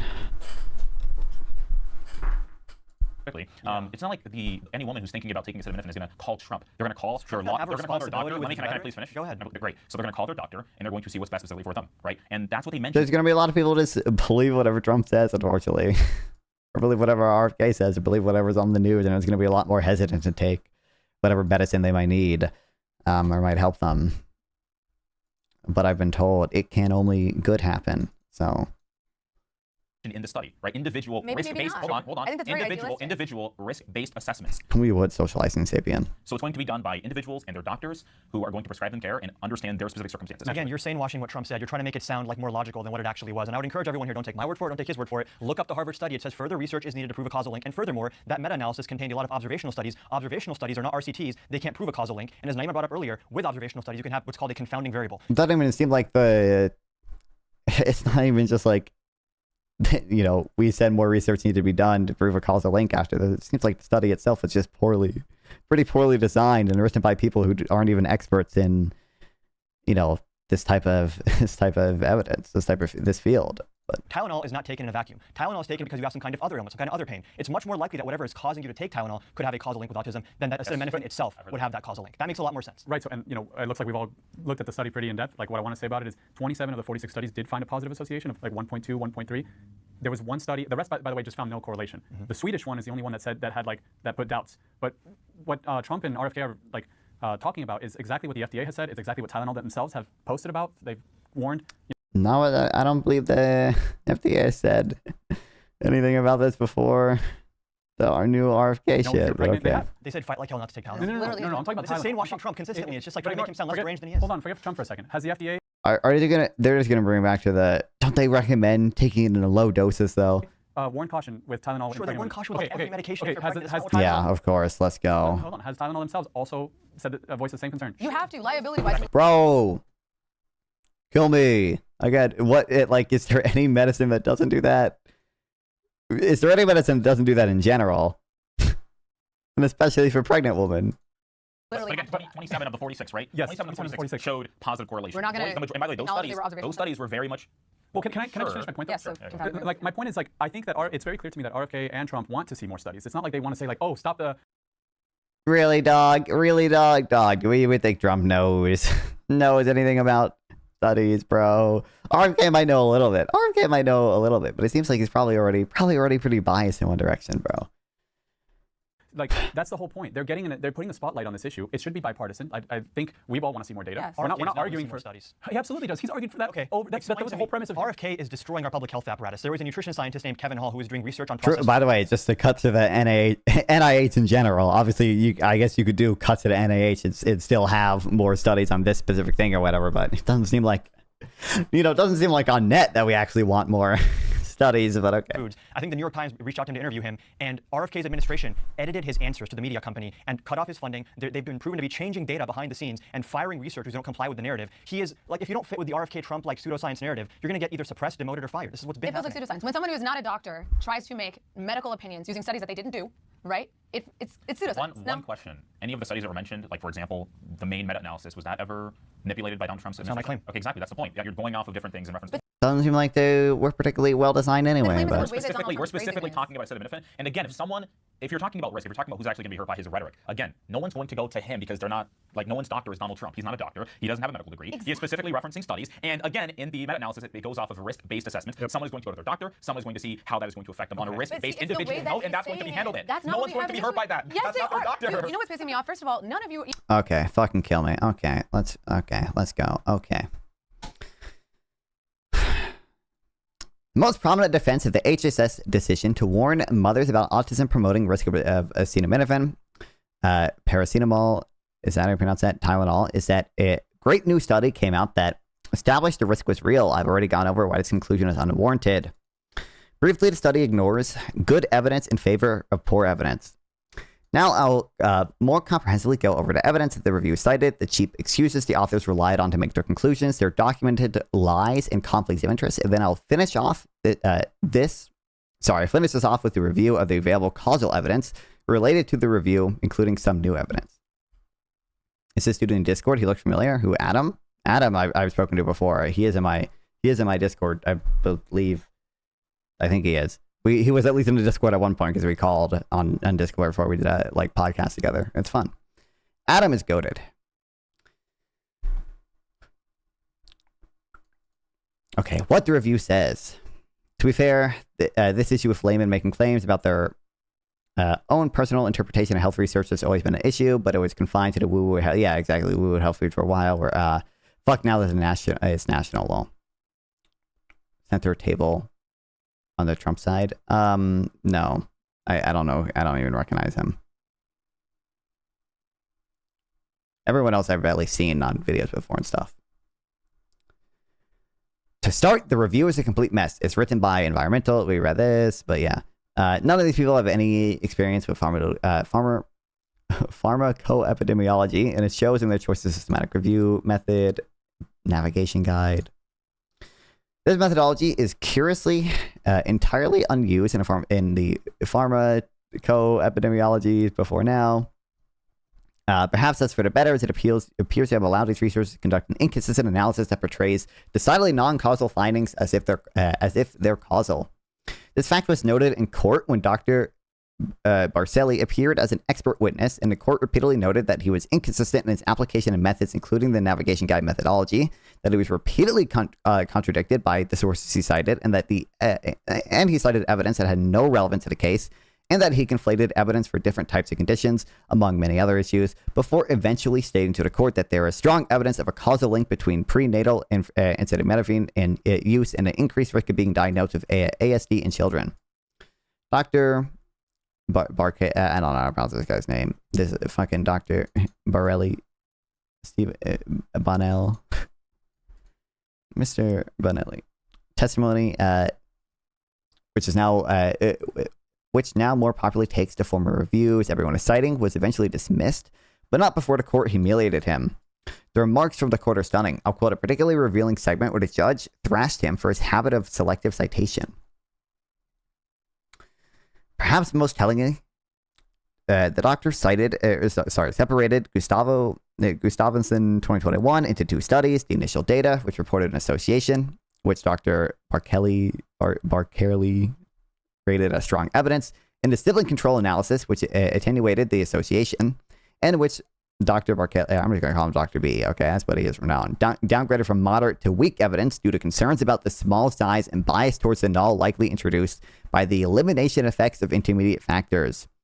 Yet he did not similarly downgrade Liston 2013 discussed Cipra, instead rating it as strong evidence that acetaminophen causes other neurological disorders, or NDDs, but Brand Liston 2013 sibling control analysis would similarly eliminate the effects of intermediate factors and included 134 sibling pairs discordant on exposure for greater than 28 days.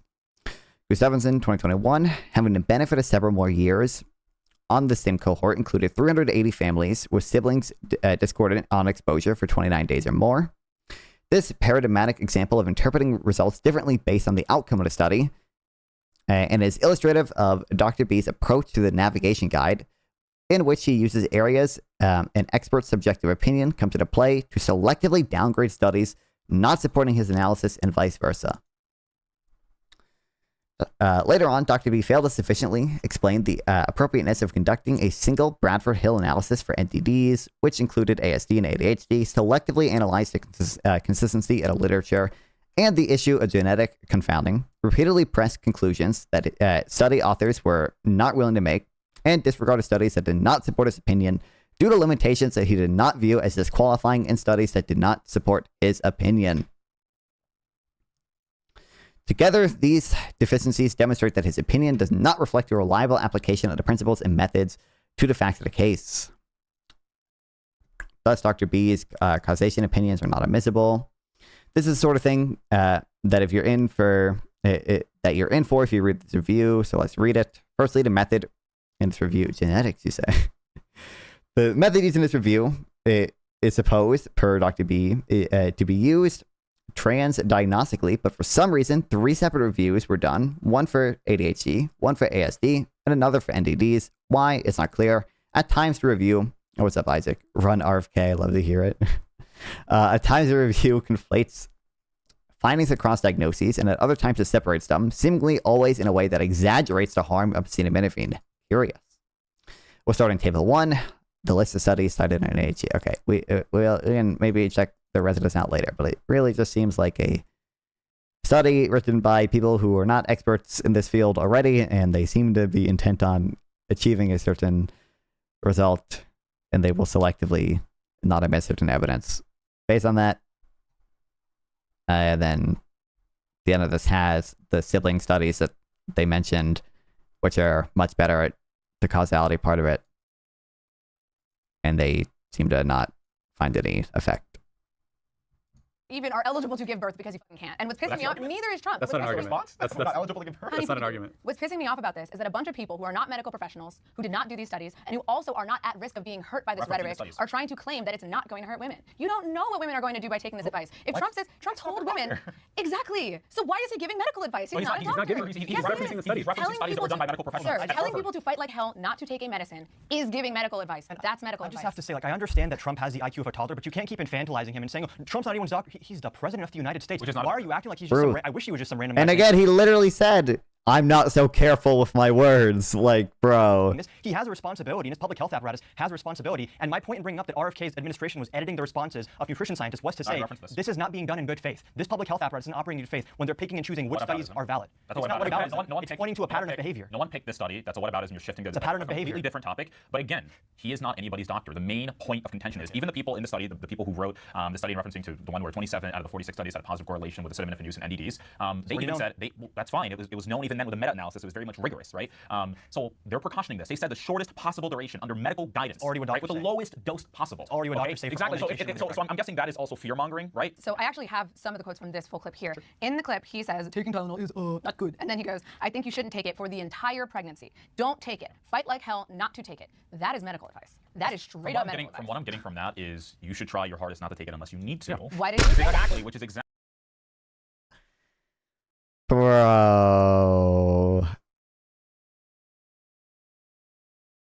Telecom podcast about the Bamul effect disrupt? Yeah, no, I saw it. I haven't watched it yet, but I saw it. It's actually in the React Today shit. Bro, we were never. I can't think of an analogous thing that Biden could ever do to this, even because Biden would not. He just would not do this. But like, we would never do that shit for Biden, dog. Oh my god. Exactly what the actual researchers of people with MAs on this actually have open. Does it not get exhausting to constantly twist yourself into a pretzel and make excuses for what Trump said? He said fight like hell not to take. You're like, I think what he's saying is like, dude, he's the president of the United States. Adam might go for real. Black and white irresponsible statements on public health that are just not backed up by the science. You can try to make it sound less deranged than it is, but you guys sound much more eloquent than like if you had made the statement, if Trump had made the exact statement you had made, we wouldn't be having this conversation. Can I ask you guys a question? If more research into acetaminophen or any other related drugs comes out of this, would you guys see that as a positive thing or? Yes, of course. I mean, I would love to find a cure for autism. I don't think anyone is saying that we shouldn't research cures for autism. So then that's not even what they're not even talking about cures for autism. I'm talking about what causes it. I guess it'd be prevention. But the issue is that he's giving people medical advice without conclusive evidence while not being a medical professional that could potentially endanger the health of pregnant women and their fetuses. So is that your most generous interpretation? Is that the most generous interpretation of what? Biden something much worse. He gave a speech with a red background. That is true, thoughts, Robert. That is true. He did give his dictator speech, anti-MAGA speech with the red background. This is real. This is true. He had his fists in the air and everything. Trump said that, like, sure you can give us the most generous. No, I would never do anything wrong. Sure. Never say it's not about doing anything wrong. He's reading findings that they found in 27 studies and a meta-analysis found across 46. This is Harvard meta-analysis. That's what he's referencing. It's funny because he doesn't even reference the study. Well, he does in the White House. Based on how I feel. No, it does. In the White House Gov page, it does reference that exact study. It's linked there. Can I touch on one thing? I mean, you mentioned like not being able to make medical advice because you're president. Morrissey doesn't and all these people are acting like broad market painkiller hasn't already massively studied into the bigger. Yeah, exactly. Yeah, obviously. But you realize like Joe Biden did the same thing. Like everyone can give advice or their own interpretation of a conclusion and say, well, I'm saying this. Of course, not everyone. Dog, no shot. Would you be Labour in the UK or Conservative? Wouldn't I probably be Lib Dem or whatever the other party is? I don't know. I don't follow UK politics. Everyone has to agree with Trump. I'm pretty sure there's plenty of Republicans. I don't think Biden might like Biden's probably like Biden said wear a mask. I don't know if Biden ever said anything else. with what he said. Again, they're not. Do you agree with what he said? Yes, I do. No one's doctor is Donald Trump, and they can seek medical advice from their own personal doctor about how much use is going to be given. See, exactly. Right there. No one's doctor is Donald Trump, right? He's not a doctor. No one's doctor is Donald. See, I love how you're trying to shift the blame on Joe Biden. Joe Biden's not the fucking president. There's no blame. Joe Biden didn't. Let's talk about this, right? This is what we're talking about. Joe Biden wasn't blamed for anything. I know Joe Biden's not blamed, but see how you're trying to bring up Biden in this conversation? Defend that. If a politician brings up any study on any topic that they're not like a professional, PhD in, are you going to say the same thing? We're saying. No. Politicians can make statements on public health if they consult experts and speak in a responsible fashion. But you understand that this is risking the health of a fetus. Like, you're supposed to be pro-life. This is risking the health of a fetus. That's why he's giving a warning. No, he's saying. No. I'm not talking about that health. I'm talking about if you leave a fever untreated during pregnancy, your fetus could die. Nobody's responsible. He is. That's such a weak defense of what is a good discussion about limiting Tylenol during pregnancy. It's sad. It's not there. What even is there a good discussion to be had there? It's sad that they need to be Trump dick suck so strong. Sad. I don't even know there. I don't think there's a good discussion to be had there that can be had by people without medical degrees. Responsible. Sure, a responsible statement is whatever is like good in your eyes. Like, that's the thing. No, like, a responsible statement is one that protects. Responsible statement. That's not what I said. You have to consult public health experts, and you didn't. Because RFK Jr. is firing all the top public health experts from the CDC. So there's none left. All the top level ones have actually been removed from, I think it's the Centers for Immunization and Disease Prevention from the CDC. As of late August, not a single top expert from that CDC division had briefed RFK. But isn't it? He's been talking to like anti-vax groups. But the study is from CSIC or something. Like, it's not even from. I mean, the Harvard meta-analysis takes into account like NIH studies and other studies as well. What I'm saying here is that this is not a good faith interpretation of the data and just restating what doctors have already been saying, which is that if you're pregnant and you take any medication, please proceed with caution and consult your physician. If that was just the point of this, there was no reason to give the speech. Doctors already say that. This speech was convened, and Trump said for the first 2 days, we have big news on autism. We cracked the code. We figured out autism. And then he said, fight like hell not to take it. That is not just him giving a measured take on the data. That is him making insanely irresponsible black and white statements that are not upheld by any top public health experts, except people who are trained in the field like RFK Jr., who, like, my friend in medical school is more qualified to be HHS secretary than RFK Jr. It's the call to action that I have the issue with. It's telling people fight like hell not to take it. It's telling people do not take Tylenol for the entirety of your pregnancy. It's the call to action. Nobody should be giving people advice on how to treat their bodies during pregnancy other than a medical professional. Joe Biden would have done it. And here you go with Biden again. I'm sorry, but Don't fall into the trap. Else should likewise discount your knowledge about econ. I reject you both. I feel like first of all, there are some things in economics that you probably cannot have a meaningful discussion on if you don't have a degree or like a degree equivalent knowledge. Like, normies are not going to be able to have a meaningful discussion about some things if they don't have a degree in economics. That is absolutely the case or whatever. Like, what? Like, you're not going to have a nuanced conversation about how, I don't want to say just the Phillips curve. You can have a conversation about the Phillips curve or whatever. You're not going to have like a super in-depth conversation about the evidence for like different theories of the business cycle if you don't have like some pretty decent amount of knowledge on some things. But regardless, there's probably even more shit required for medical stuff. Like, median, you should just, like, even if it's hypothetically possible, I don't want to say like there are zero normal people who could just study themselves and have a conversation about Tylenol and pregnancy or whatever. Obviously, this is not a conversation that the median person is ever going to be equipped to have. Dude, talk about this. Let me respond. Thank you. George. So you're saying everyone already knew this, but again, he's relaying new information because there is new studies done on this, like, for example, like the Harvard meta-analysis. So there's no problem with relaying this information and saying you should definitely reduce use when there was a study done, on a meta-analysis done on 46 studies, where 27 out of 46 had positive correlation, and they say use the shortest duration possible, shortest dose possible because of this reason. Now, that sounds a lot more comfy to you guys maybe than him saying, that sounds a lot more comfy. Sure. Than him saying, don't take it as much as you can, like, try fight like hell not to take it. But again, it's the same point on a different side. Essentially. I don't know if they got the prompts beforehand. I wish they read more into the meta-analysis shit before, because it doesn't even seem like a good meta-analysis. They did at least mention the sibling data that shows, which is better actual causal data that shows, hey, actually it doesn't seem like this effect is even there. But you said that so much more eloquently. You should really not defend this guy, because you're a lot smarter than him. We all agree that autism has been increasing in levels, and that we all want to see more research go towards finding a cure for autism. I think where we disagree is the way to do that is not to make broad claims and calls to action for people, because that can risk the health of a fetus and the mom. But that's a longer conversation. Oh, not again. Whoa. What the hell? Get this ad out of my video. Portland is burning to the ground. You have agitators, insurrectionists. All you have to do is look at the television, Real. turn The frogs. read your newspapers. It's burning to the ground. The governor, the mayor, the politicians are petrified for their lives. Okay. I just love the way he says things. Portland is currently a war zone and needs the National Guard to intervene.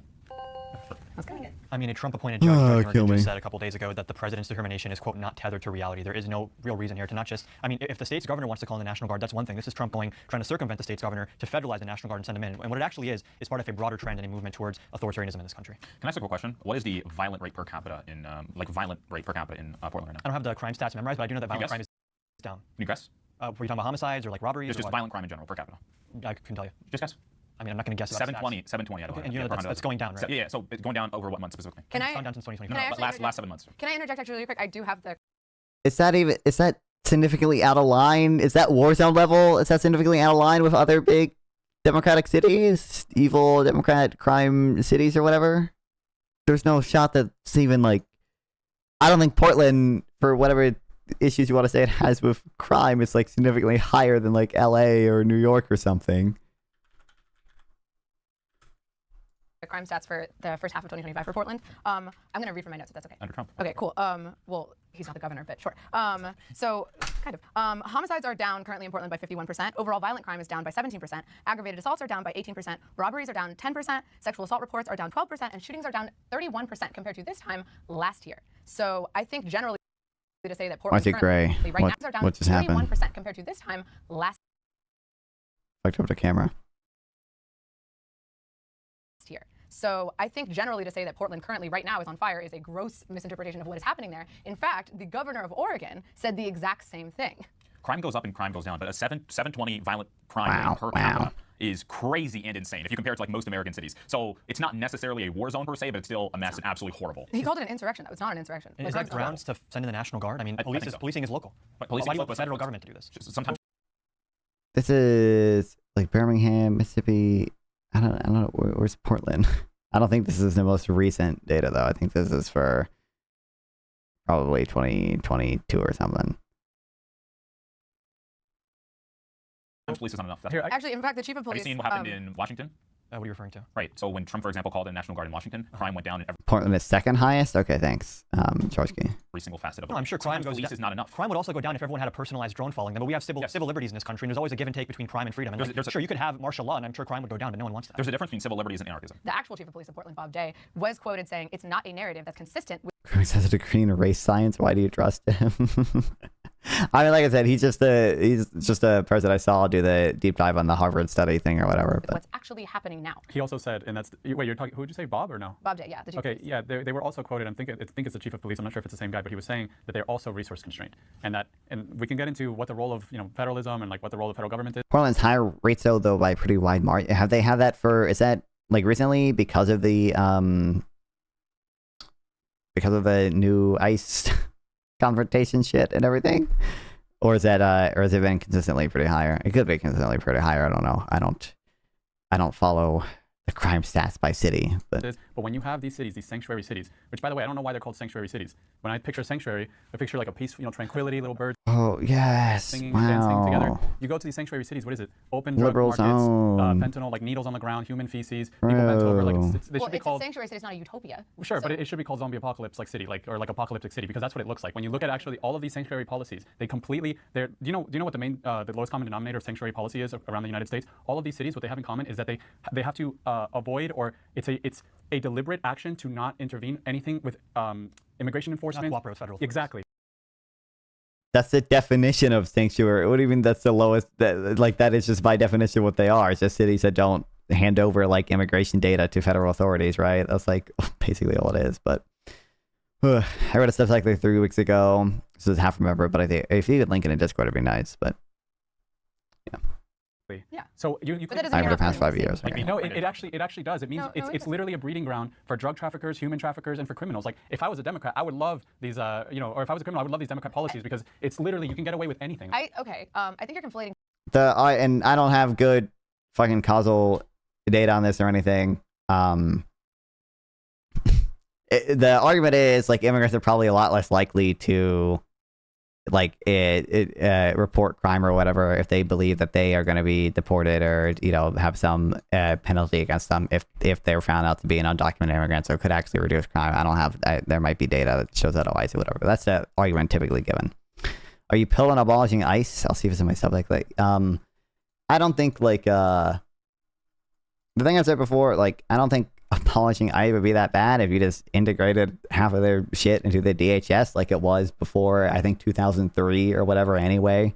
And like I don't think it's going to be super meaningful one way or the other to abolish or not abolish ICE if you just we gotta have some way to make ICE chill the fuck out after Trump leaves office. But I don't know exactly what the mechanism for that is, but I don't think it has to be abolishing ICE. But I also don't think it'd be catastrophic because again, I don't think we had ICE until 2003. So like realistically, you could probably just integrate most of what ICE does back into the DHS, back into Customs and Border Patrol. Two things. Sanctuary cities is referring to the immigration policy of a specific city. It's not referring to how crime and violent crime is The two are tied because a lot of these sanctuary policies have extremely left-wing police reform, decriminalization. They don't arrest you for stealing. It's literally people stealing in broad daylight. If you break the law and you get caught, you get arrested. And you get let out within a couple days. This is the leftist. That works. These policies, what I'm saying is that these sanctuary city policies is part of a bigger ethos that literally just is soft on crime, and it's just horrible for the average person living, the average lower class, middle class person living there. The politicians that pass these policies are completely insulated from any of these effects. I just want to make sure we're not shifting the goalpost, which is that this has reached a level that warrants the National Guard. I'm pretty sure Naima and myself are not pro-violent crime, but there's a question of what can state and local authorities handle, and when does the president have the statutory authority to federalize the National Guard? And again, you guys can say, okay, we disagree with Judge Immergit, who said that Trump's determination is, again, quote, not tethered to the facts, and every judge, he then tried to circumvent that judge's ruling by sending in the California National Guard, and the judge also stopped that. Now he's sending in the Texas National Guard into Illinois, and the fact that you guys are going to sit here and try to genuinely hate that the red Mac state troops are being guy. sent into a blue state against the wishes of that state's governor, like this is insane authoritarian backsliding, and you're trying to make it a conversation about crime when the larger picture here, let me just finish real quick. What is this? Is that Stephen Miller Easy calling money? these judges who strike them down insurrectionists. They're calling them aiding and abetting terror. When you start labeling the ISIS burning our political capital. Well, we found our Elizabeth Warren staffers. What the hell?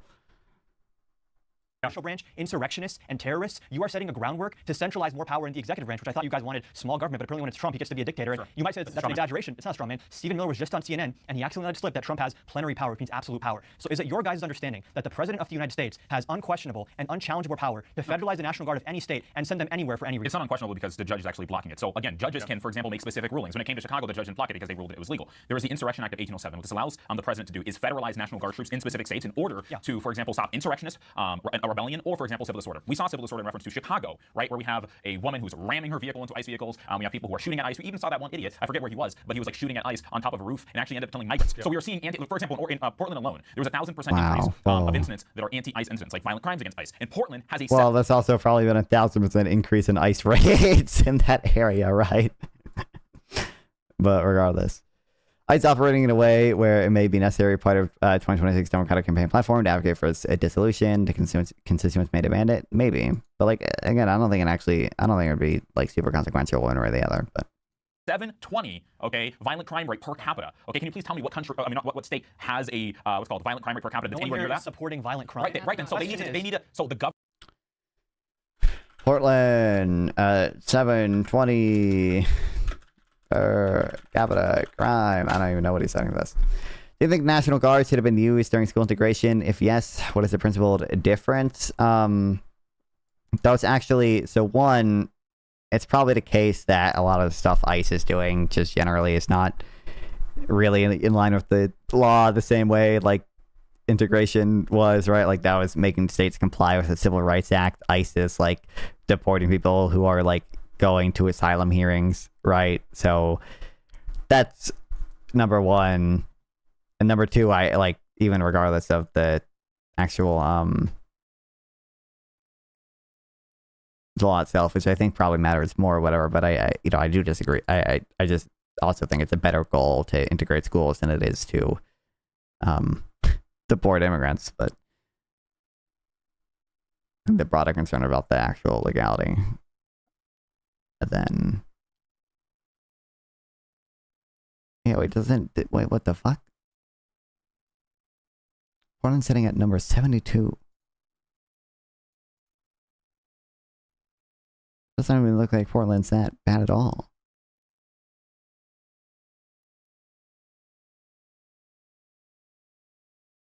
Integration was a federal mandate, which the government was at the time was on record about not wanting National Guard. I don't know what you mean by the governor who was refusing to comply with the law, right? That was a big issue. In this case, we don't have like a governor refusing to comply with federal law. We just have Trump would argue like protesters, insurrectionists, Antifa rioters attacking ICE or whatever.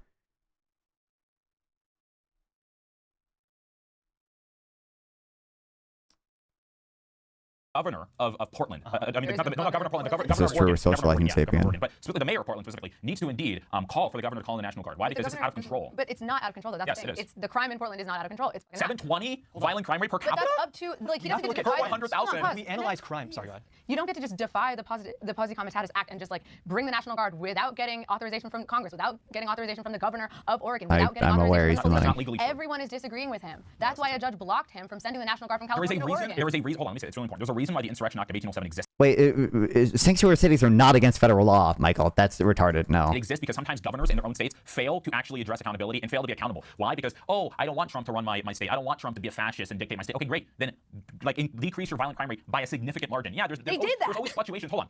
Why does this shit think I'm a robot, bro? There's always fluctuations, violent crime or specific crime like murder or whatever, going down and going up. But at 720, okay, per 100,000. I'm sorry, you keep bringing up that one studied crime in detail at like an undergraduate level. When you're analyzing crime, you're looking at trend lines and directionality. And when crime is trending downwards, saying that is ground to invoke the Insurrection Act, which as of now he has not yet invoked it. He has not yet invoked the Insurrection Act. So the statutory authority you're referencing, as of now, he hasn't actually invoked that. If he does invoke that, it seems like he's going to invoke it because judges are striking down his determinations. And again, I'm going to ask you guys this question: is it okay to label a judge that he himself appointed an insurrectionist and then use that as grounds to invoke the Insurrection Act? Because I noticed that's not what he said.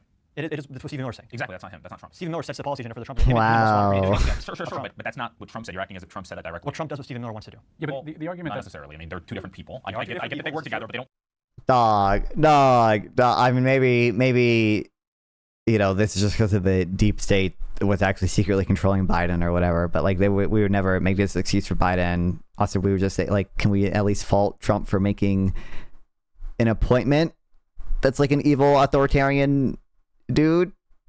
Even if you think Trump's not gonna like listen to what he says, can we at least say like maybe it's just not good that Trump appointed such an insane dude? It's probably not even top 10 craziest Stephen Miller quotes. Okay, probably quite a few other things that top that, but don't necessarily agree on every single thing. I bet if you asked Trump that question, he'd say, well, I don't agree with the judge, and I think the judge is indirectly allowing violence. I don't think he'd say something that cute and sweet. I mean, he just tweeted a few hours ago that J.B. Pritzker of Illinois should be in jail. What's bothering me, too, is that you keep bringing up this one crime statistic while ignoring the multiple crime statistics that I just referenced. Going down from already being really high. Yeah. Okay, so then why does that mean it's not on fire, though? It's not an insurrection. It doesn't warrant the National Guard. Clearly. You almost never see crime like have a super hardcore steep drop off. Like crime is it's sticky. There's the rigidity. There's rigidity to crime.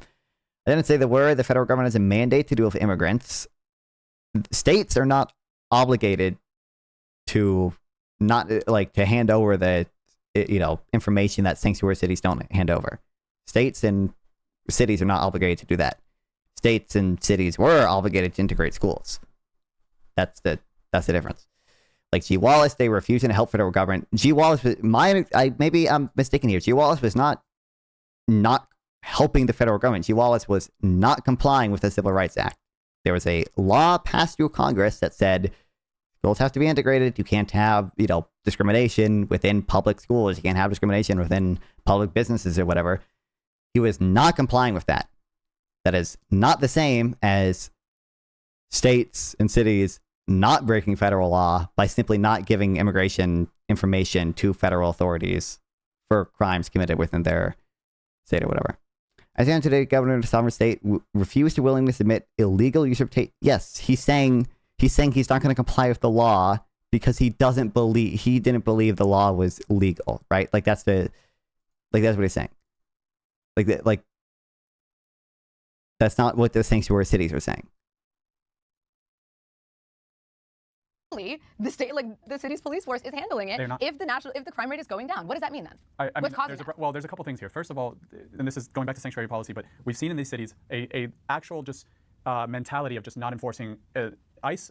And by the way, can you imagine if Biden, Homeland Security Advisor, was talking like this? LMAO, yeah, exactly. Why are they going in there? They're going there to defend ICE agents. Those are federal agents. You realize that, right? The National Guard is going in there to defend federal agents. Federal agents have. Thanks for the steal. That's not a steal, man. That's just true. It is just true that he was not complying with the law, and sanctuary cities are complying with the law. Every right to deport people. That is a federal. That falls under the federal. Then why doesn't he address that instead of making false state claims about what he has been addressing. Okay, so saying that Portland is an insurrection, Portland is a war zone. Why is that not what percent increase of violence? Follow the Truth Social guys! Exclamation point truth in the chat. What the fuck are truth gems?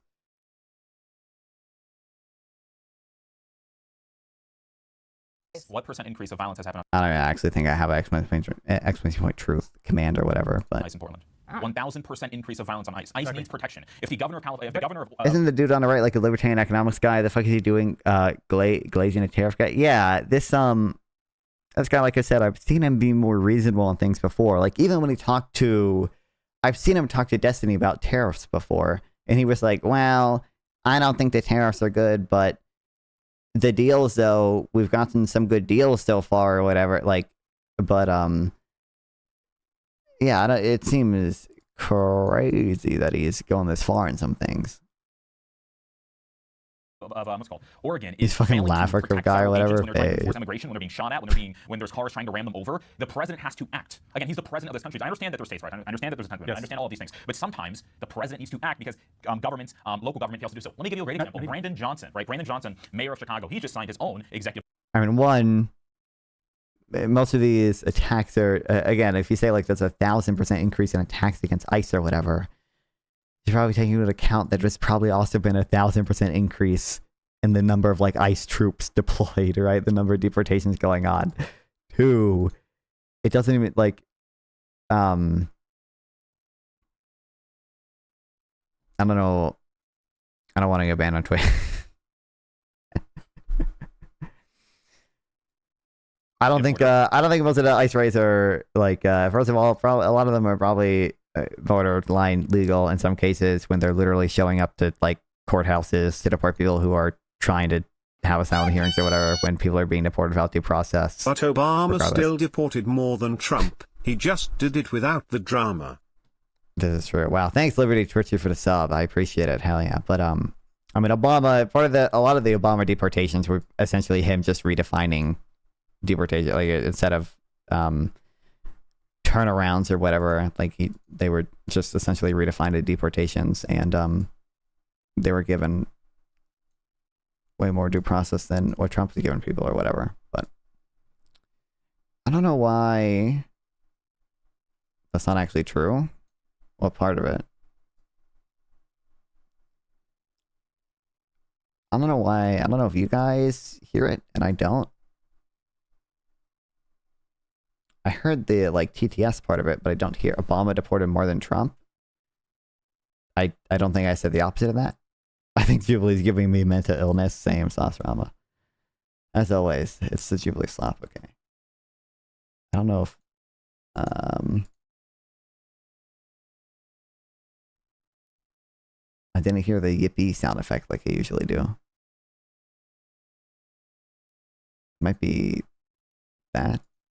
Basically stopping ICE from, for example, detaining people and doing raids in public areas or what's called governmental areas in general. And he's even called for private businesses not to allow ICE to ever do their raids. I don't know how he's going to enforce that, but it's very much weird. They're acting like these ICE raids are like I heard defensible it, anyway. yeah. I'm really interested. Totally defensible. Okay, I mean, let's just say Adam, my goat. arrest. I mean, that isn't in itself. Hold on, can we agree on one thing? Because I speak to like leftists who want to abolish ICE. Can you agree that ICE is a good thing generally? Not in its current Not the way they're form. acting now. Should we abolish immigration? Sure. The philosophy of it. Should we abolish immigration customs and enforcement? There needs to be a lot of cleaning house in Trump's office because they are not enforcing the letter of the law and the Immigration and Nationality Act. They are going to immigration courts where people are going through the standard Section 240 immigration removal proceedings. They are documented in the court system. They are having these people's cases dropped and then jumping out of the stairwell to ambush them and put them in for expedited removal, even if they don't qualify for expedited removal because they've been here for longer than 2 years. And a lot of them, I shouldn't say a lot of them. It's not a significant portion. I forget how many it is or whatever, but a decent amount of them are being deported under the Alien Enemies Act as well, right? It's just like ICE. It's like dumbass fucking ICE 20-year-olds making determinations based on tattoos whether or not someone counts as a suspected member of Trendagua, and then if they are, they can be sent to fucking Sakat, bro. Like, dog. They have a relative or a spouse who has a green card or is a citizen. They're not even following the letter of the law. They're conducting raids on U.S. citizens. A senior citizen was body slammed and tackled. He broke his ribs. There was an asylum seeker family who again showed up to have their asylum case heard. They were ambushed outside the courtroom. I remember Nicholas Decker tweeting something about ICE breaking people's legs. I forget exactly what the story was behind that one, but away. The husband was dragged away from his wife. The wife is crying. ICE agent shoves her to the ground. She has to go to the hospital afterwards. You just had ICE and DHS doing a raid on a Chicago apartment complex where they show up in a Black Hawk helicopter with flashbangs and they zip tie children and families who are U.S. citizens and drag them out in the middle of the night. So if you're going to act like these people are just innocent ICE agents just trying to look for the dangerous criminals, that's not what's happening. And by the way, if I can just interject on that, even ICE agents themselves have highlighted issues with the amount of people that they have to arrest. They literally have too much work. Like their quotas are. People are let in. Well, that's not the issue. The issue is that their quotas are too high in order to maintain. So many. Yeah, there was this, I remember. ICE arrested a man breaking his leg and kept him handcuffed to a hospital bed for 37 days. At no point was a reason for his arrest given, nor was any case brought. Like, dog. What are we doing, dog?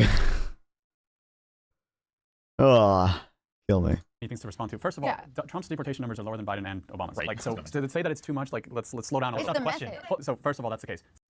Second of all, where is this Obama's? Right. It's not lower than at this point. Like Trump's only been in office like 8 months or whatever, right? I don't think it's lower than that or whatever. But again, like my understanding, a lot of the deportations Obama did were essentially what had already been happening under previous administrations. He just kind of redefined it as deportations rather than like encounters and turnarounds or whatever. And then some of the other deportations Obama did, because he did have things like the Secure Communities program or whatever that did do deportations. But they were, not nearly as bad as these ones. To say that it's too much, like let's slow down a little. It's the question. So first of all, that's the case. And also, their stated Obama's intent was never mass deportations, was never to deport millions of people. That is Trump's stated intent, right? Like that's,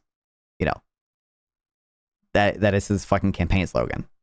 Second of all, where are these things happening? These things are happening in places like you mentioned, Chicago, and we mentioned Portland. These things are happening in places where the local authorities have been told to not enforce ICE or well, they're not supposed to. They're not ICE. They can. It's not that they're not supposed to. No, they're not supposed to. They can help. They can help the federal and help in immigration. They can cooperate with ICE, but if you're not an ICE agent, you can't detain and deport people on the basis of immigration. But the premise is then, if they have no support from the local authorities, why is it wrong to send the National Guard to support people in ICE? And federalize them under immigration. And if you actually look, if you need a constitutional reason for it, you would look at Amendment Article 6, the Supremacy Clause. Like it's totally constitutional. It's not authoritarian for them to do that. And what constitutional right does a mayor of Chicago have to say that ICE cannot, do raids in public places? They have the right to say we are not going to cooperate with ICE, and if ICE is harassing people, why would they want to cooperate with ICE? Bar them from doing it. How is Brandon Johnson going to enforce to the that? extent that he has So again, a lot of these interpretations themselves are probably not even constitutional. Okay, but I think to my knowledge, the current admin for the Crazies is kind of in the same interpretation pace as the last Trump admin, somewhere around 200K per year, nowhere near the top. The three. Yeah, I mean, obviously, like a lot of the more hardcore groper type people are, they're saying Trump isn't doing it fast enough. He's not doing it fast enough or whatever. He should stick to his guns and do infinite deportations and infinite tariffs. But, we live in the taco world, so let's go. He has control over like city buildings and things that are under his local authority. Areas. He can exercise that to the extent that he has. And again, if something illegal is happening, we have a court system for that. And so far, the court system is on our side, not your guys' side, right? Well, not in reference to Chicago. Yeah, but again, are you guys okay with him sending Texas National Guard to Chicago? Yes. Okay, it's really interesting. Safer. I just really don't feel like if Biden sent California National Guard into like Missouri or something, I really don't think you guys would keep. Well, it depends on what the reason is. Let me just finish. When DHS Secretary Kristi Noem in 2023 was talking about Biden, she literally said, if Biden federalizes the National Guard, it's time for war. This is authoritarianism. Under Biden's term, the Secretary of the DHS, Kristi Noem, said that if he federalizes the National Guard to go after people, that's an infringement on states' rights, it's authoritarian, and quote, this means war. And again, this was happening because the state of Texas was refusing to comply with federal guidelines on like the border fence, for example. So it's funny how MAGA picks and chooses when you. Most Republicans aren't satisfied with Trump's immigration policy. They all recognize that he's doing it too slowly, and also upset with the celebrated Diwali in the White House. I don't know if that's most Republicans' mindsets. I think a lot of if you look at Trump's approval on immigration, it's like -6 or whatever, right? I think it's still his best issue though, or whatever. I bet a lot of those people I've just like seen headlines about immigration raids gone poorly or whatever. I don't know if they're upset that he's doing some of them too slow. There are definitely people like that. But I think that's probably not the majority of Republicans or anything. You have federal supremacy versus when you have states' rights. And for some reason, when ICE is harassing and brutalizing citizens and also legal asylum seekers, then all of a sudden it's just high time for Trump to go in with the troops against the consent of the governor, against the consent of the judge. This is authoritarianism. The fact that you guys are defending it is un-American. I think we generally had a good conversation in reference to this. I believe that ICE is a great thing. I believe that Trump has the power to federalize National Guard troops under Regional 7 when it comes to states not being able to do their own jobs and lowering crime. I understand the opponent's argument of states' rights. I think everyone respects states' rights, but there comes a time where if a state and the local government fails to do what they're supposed to do, where the federal government will step in and help. J.D. Vance lied today on the That's not it's whether the president should violate the Constitution is stepping in help, right? That's one of the big concerns. And also, I mean, obviously that's a concern. I would also, because I am evil, and I have I have some minimum amount of empathy for immigrants or whatever. I would just be concerned about the goal itself, even though it was constitutional. But regardless. Show when he said the statistics are clear that this is a left-wing problem. It's the exact reverse, right? Exact reverse. You look at the ADL Center for Extremism, which looked at 444 people killed by extremists between 2013 and 2022. Oklahoma bombing, prison violence. University of Maryland study that was done for their terrorism center, which found that from 1948 to 2018, right-wing extremists more likely to carry out violence than left-wing extremists. You look at the head of the FBI, who Donald Trump appointed, Chris Wray, who said the #1 domestic terror threat in this country comes from religious and racially motivated extremists, specifically white supremacists. The most political violence is perpetrated by the right. Do you guys want to kick this one off because it feels kind of? Well, I think we have to mention his study. He referenced the ADL and some other study. I think we can all agree that the way that right-wing and left-wing violence is, the methodologies they use is kind of loose. For example, they consider any Antifa violence or anything that's anti-government or anti-authoritarian as being on the right because it's against liberty. There's some really bad methodological issues with the study. I don't know. I never did the full deep dive in this or whatever. I don't care, dog. I don't care, dog. We need more. We need more to send in the National Guard to take back our land. Maryland will be all again based. Westmore, sorry. Yeah, I mean, obviously, every single study is going to have like slightly different definitions on what. My understand the issue people have sometimes I don't think are wholly unreasonable with because some of them include prison violence, and some right-wing people say, "Oh, that's we shouldn't count right-wing gangs in prison or whatever," because everyone just has to join them or whatever. And then people always complain about the Oklahoma City bombing because that's sometimes like half the deaths on the right side or whatever. And then people complain that there's whatever arbitrary decision about sometimes Muslim suicide bombers or whatever counted as on the right or whatever, or whatever he said was counted in the Antifa, which I'm not familiar with. I'm not familiar with the ADL including Antifa on the right side, but I don't know, maybe they do. I never the deep dive on it. Okay, listen, all that matters is it doesn't seem like I just have not seen that many statements from elected people on the right actually trying to meaningfully address political violence that comes from either side. It doesn't seem like they're very interested in toning down the temperature, and that's more important to me than just like what side itself commits more violence. But big thing is religious violence of any kind is counted as right wing. Sure. Cases I don't think that's not the case. I thought the ADL one did separate out Muslim extremists. Yeah, and what qualifies definitionally as being political violence? Is it that you have strong political beliefs and then you do something violent, or you had an actual political motive in what you did? Yep. I mean, these are hard conversations to have. Like the most threatening act of political violence this country has faced in recent memory was obviously January 6th in terms of what it represented as a threat to this country. You can look at the 2019 El Paso Walmart shooting. In 2017 and 2018, you had the church shooting and the synagogue shooting, which were done by far-right white supremacists. Now, I will admit that I think the CSIS just said that in 2025 is the first year in the last 30 years that left-wing political... Metro, who do you count as a... Metro, I don't think... What do you say Trump's base?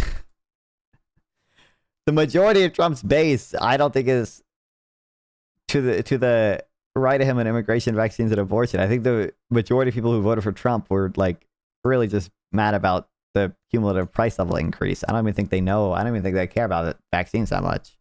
Violence is more common than right-wing political violence, but in that statement, you're also looking at the past 30 years, it was actually the other way around. So obviously, I think everyone here would condemn all political violence. I mean, ideally, it's not great, but I think it's important to understand that the right foments this and in a lot of cases actually encourages and celebrates it. Sure, I think you can look at and find specific references like January 6th. I mean, sure, there's political violence in that aspect, but for example, how many billions of dollars worth of damages were caused during January 6th that didn't exist? Bro, that's not the big thing January 6th was about, bro. That's not the threat it represented. It was not property damage. It was the fact that it was trying to overturn an election. Reference to, for example, just because you voted for Trump doesn't mean you were part of. That's why I'm asking you. I don't know what you mean by part of his base. It seems like I don't even count. Or Groyper is part of Trump's base. Half of them didn't even vote for Trump anyway. Half of the people who are to the right of Trump and immigration, didn't even vote for him. Riots. How many people were killed? Over 100 people were killed. Businesses were looted. Basically Minneapolis on fire. Billions of dollars, $2 billion worth of damages. People setting random cars on fire. People looting. I mean, one thing Republicans don't do when they get something they really don't like, for example, like Charlie Kirk getting politically assassinated, is they hold vigils. They hold peaceful memorials. What they don't do is they don't riot, loot from stores, and start being uncivil. And it's kind of like something that's innate with the left in general, is that they have this sense of like being uncivil. Like, oh my God, I really didn't get something I politically wanted. Let me go ahead and loot from a small business. Like, are we forgetting? Like, yeah. Can I follow up on that? And this is from the study he referenced, the CSIS study that they excluded. It says in the exclusion most Antifa violence, 20+ attacks of Tesla vehicles and firebombing, the June firebombing of the pro-Israel Solidarity Walk. This is all excluded. This is all obviously left-wing violence excluded. Right. The BLM riots were excluded. Many violent encounters on ICE agents were excluded. This is according to their section. It's in the appendix. And like I said, anything with racial supremacy, anti-government tyranny, anti-abortion. Charlie wanted an immigration moratorium from non-European countries, and he was the second biggest figure in the GOP. They wanted to ban Indian. Well, I mean, he did want to do that eventually. Didn't he only make the Indian thing though after Trump was elected, anyways? For example, if there's an attack on an abortion clinic, that's automatically labeled as right wing. Well, which like, I don't know. But they are like, fair enough. Wait, sorry. What was the last thing that he? And like I said, anything with racial supremacy, anti-government tyranny, anti-abortion. For example, if there's an attack on an abortion clinic, that's automatically labeled as right wing. Oh, anti-abortion, almost like that seems probably fair, but regardless. I don't know. But they are like, fair enough. But the point is that they consider anything that's... Most of what used to be neocons that I know are now more afraid of Kamala and felt the left was so hostile they had no choice but to accept Trump. There's a lot of cognitive dissonance there for real. Truly conservative as right wing. Well, yes. But again, that's not always the case. Anything that's right Hold on, wing but that's as anti-government. I don't get it, man. Then all of violence is right wing, like anti-government tyranny. But something that's culturally conservative, that's a synonym for right wing. If you're qualifying Antifa and anti-government tyranny, like unplanned riots, as right wing, do you not realize that there's like a no? But like Marxism is like capitalism, anti-U.S. government, but we would consider it left wing, right? That's my point. Okay. Wow. They don't in the study. That's exactly my point. Sure, but saying that something that is socially conservative should not be considered right wing. Well, that's a little it depends. I I just named 3 things that are socially conservative that you would attribute to the left. How is Antifa socially conservative? Or sorry, that is You mean like anti-government? No, sorry, that the study considered socially conservative. The study considers any anti-government tyranny as right wing. Sure, so there's possible for left-wing anti-government violence to take place. That's my point. That's fine, yeah. And that's why I prefaced by saying that every study is going to use different definitions and the methodology is going to change. Yeah. From my understanding, the overwhelming bulk of the studies do show that a lot of the violence in this country that's political is like white nationalists on the right. Is that the average Republican? Hopefully not, maybe not. But like when we're talking about political violence in this country, you said, oh, the left, they're just inherently pro-violence. I think they can do this. Was it the left that made jokes about Paul Pelosi's head being bludgeoned with a hammer? Is Charlie Kirk a leftist when he said that Joe Biden should get the death penalty? That's not political violence. That's in reference to... It was public execution. It wasn't just a death penalty, right? It was public. Fucking public execution for Joe Biden. Let's go. Him being sentenced after a trial. There's a distinction between political violence is not... Wait, what? Was it the left that made jokes about Paul Pelosi's head being bludgeoned with a hammer? Is Charlie Kirk a leftist when he said that Joe Biden should get the death penalty? That's not political violence. That's in reference to him being sentenced after a trial. There's a distinction between political violence is not somebody. Yeah, political violence is not somebody who was tyrannical. I'm not even saying Joe Biden was. I'm saying anybody who's like a traitor to the country, anybody who is caught to have done espionage, who gets convicted, who gets Paul Pelosi did espionage. I'm not talking about that specifically. I'm saying in general. Now, if that goes through trial, we don't consider that political violence. Political violence is when nothing is through trial, myself. You try to unalive somebody, or you do violence on somebody, or you do kill them because of their political opinion. Yeah. Now, obviously, we saw all of those professors, all of those faculty members who were fired because we would never do this for Biden. There's no shot. There's no, or not just Biden, but someone on the left. There's no shot. There's no shot. We would say we can't interpret this as a call for political violence or whatever. Kill me. Kids don't really listen anymore. Never read a book. So true. Well, welcome in, I guess, Baza. The code of conduct was not in line with whatever institution they were with when they were celebrating, Charlie Kirk's political assassination. That is something that you see predominantly with the left. The fire bombings, the people shooting at ICE, wearing tactical gear, the random moron who got on top of a roof and tried to snipe ICE and killed the illegal immigrants instead. Like all of this is being perpetuated by the left, and the left is the one that really celebrates political violence to an extent. And I'm going to be honest. Hold on. Can I be honest? Sure, there's a lot of people on the right who made George Floyd memes. Like we can all agree that happened. But can we be honest? Also, like George Floyd was nowhere near to the level of Charlie Kirk. George Floyd was someone who put a weapon up to a pregnant woman's stomach. He was a failed porn star. Yeah, he did. Bro, why, bro? He was a failed porn star. Why we, that's not the relevant, why we like character assassinate, what is the character George Floyd have to do with anything? Can't fucking speak. Oh my god. What? He was a multiple times convict. Well, Charlie Kirk invited thousands. The relevancy of is that person was a horrible, reprehensible human being. Then why wouldn't he be tried? He was tried. What? First of all, I mean, people. Obviously, you could argue a lot of the things Charlie Kirk advocated for probably did more harm to society than whatever George Floyd did as an individual. But regardless of that, obviously, all right. That's not the relevant. That's not what we're talking about, dog. He was a failed porn star. He was a multiple times convict. Well, Charlie Kirk invited thousands. The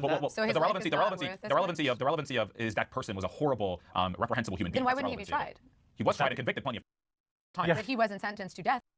We should the relevant thing is people on the right. First of all, I don't even know the way this guy's speaking. I don't even know if this guy believes that George Floyd was murdered or if he thinks it was a fentanyl overdose. But okay. Was he? and they all made fun of him. They all don't care. Half of them want Derek Chauvin to be pardoned. Like, I'm pretty sure Charlie Kirk wanted Derek Chauvin to be pardoned.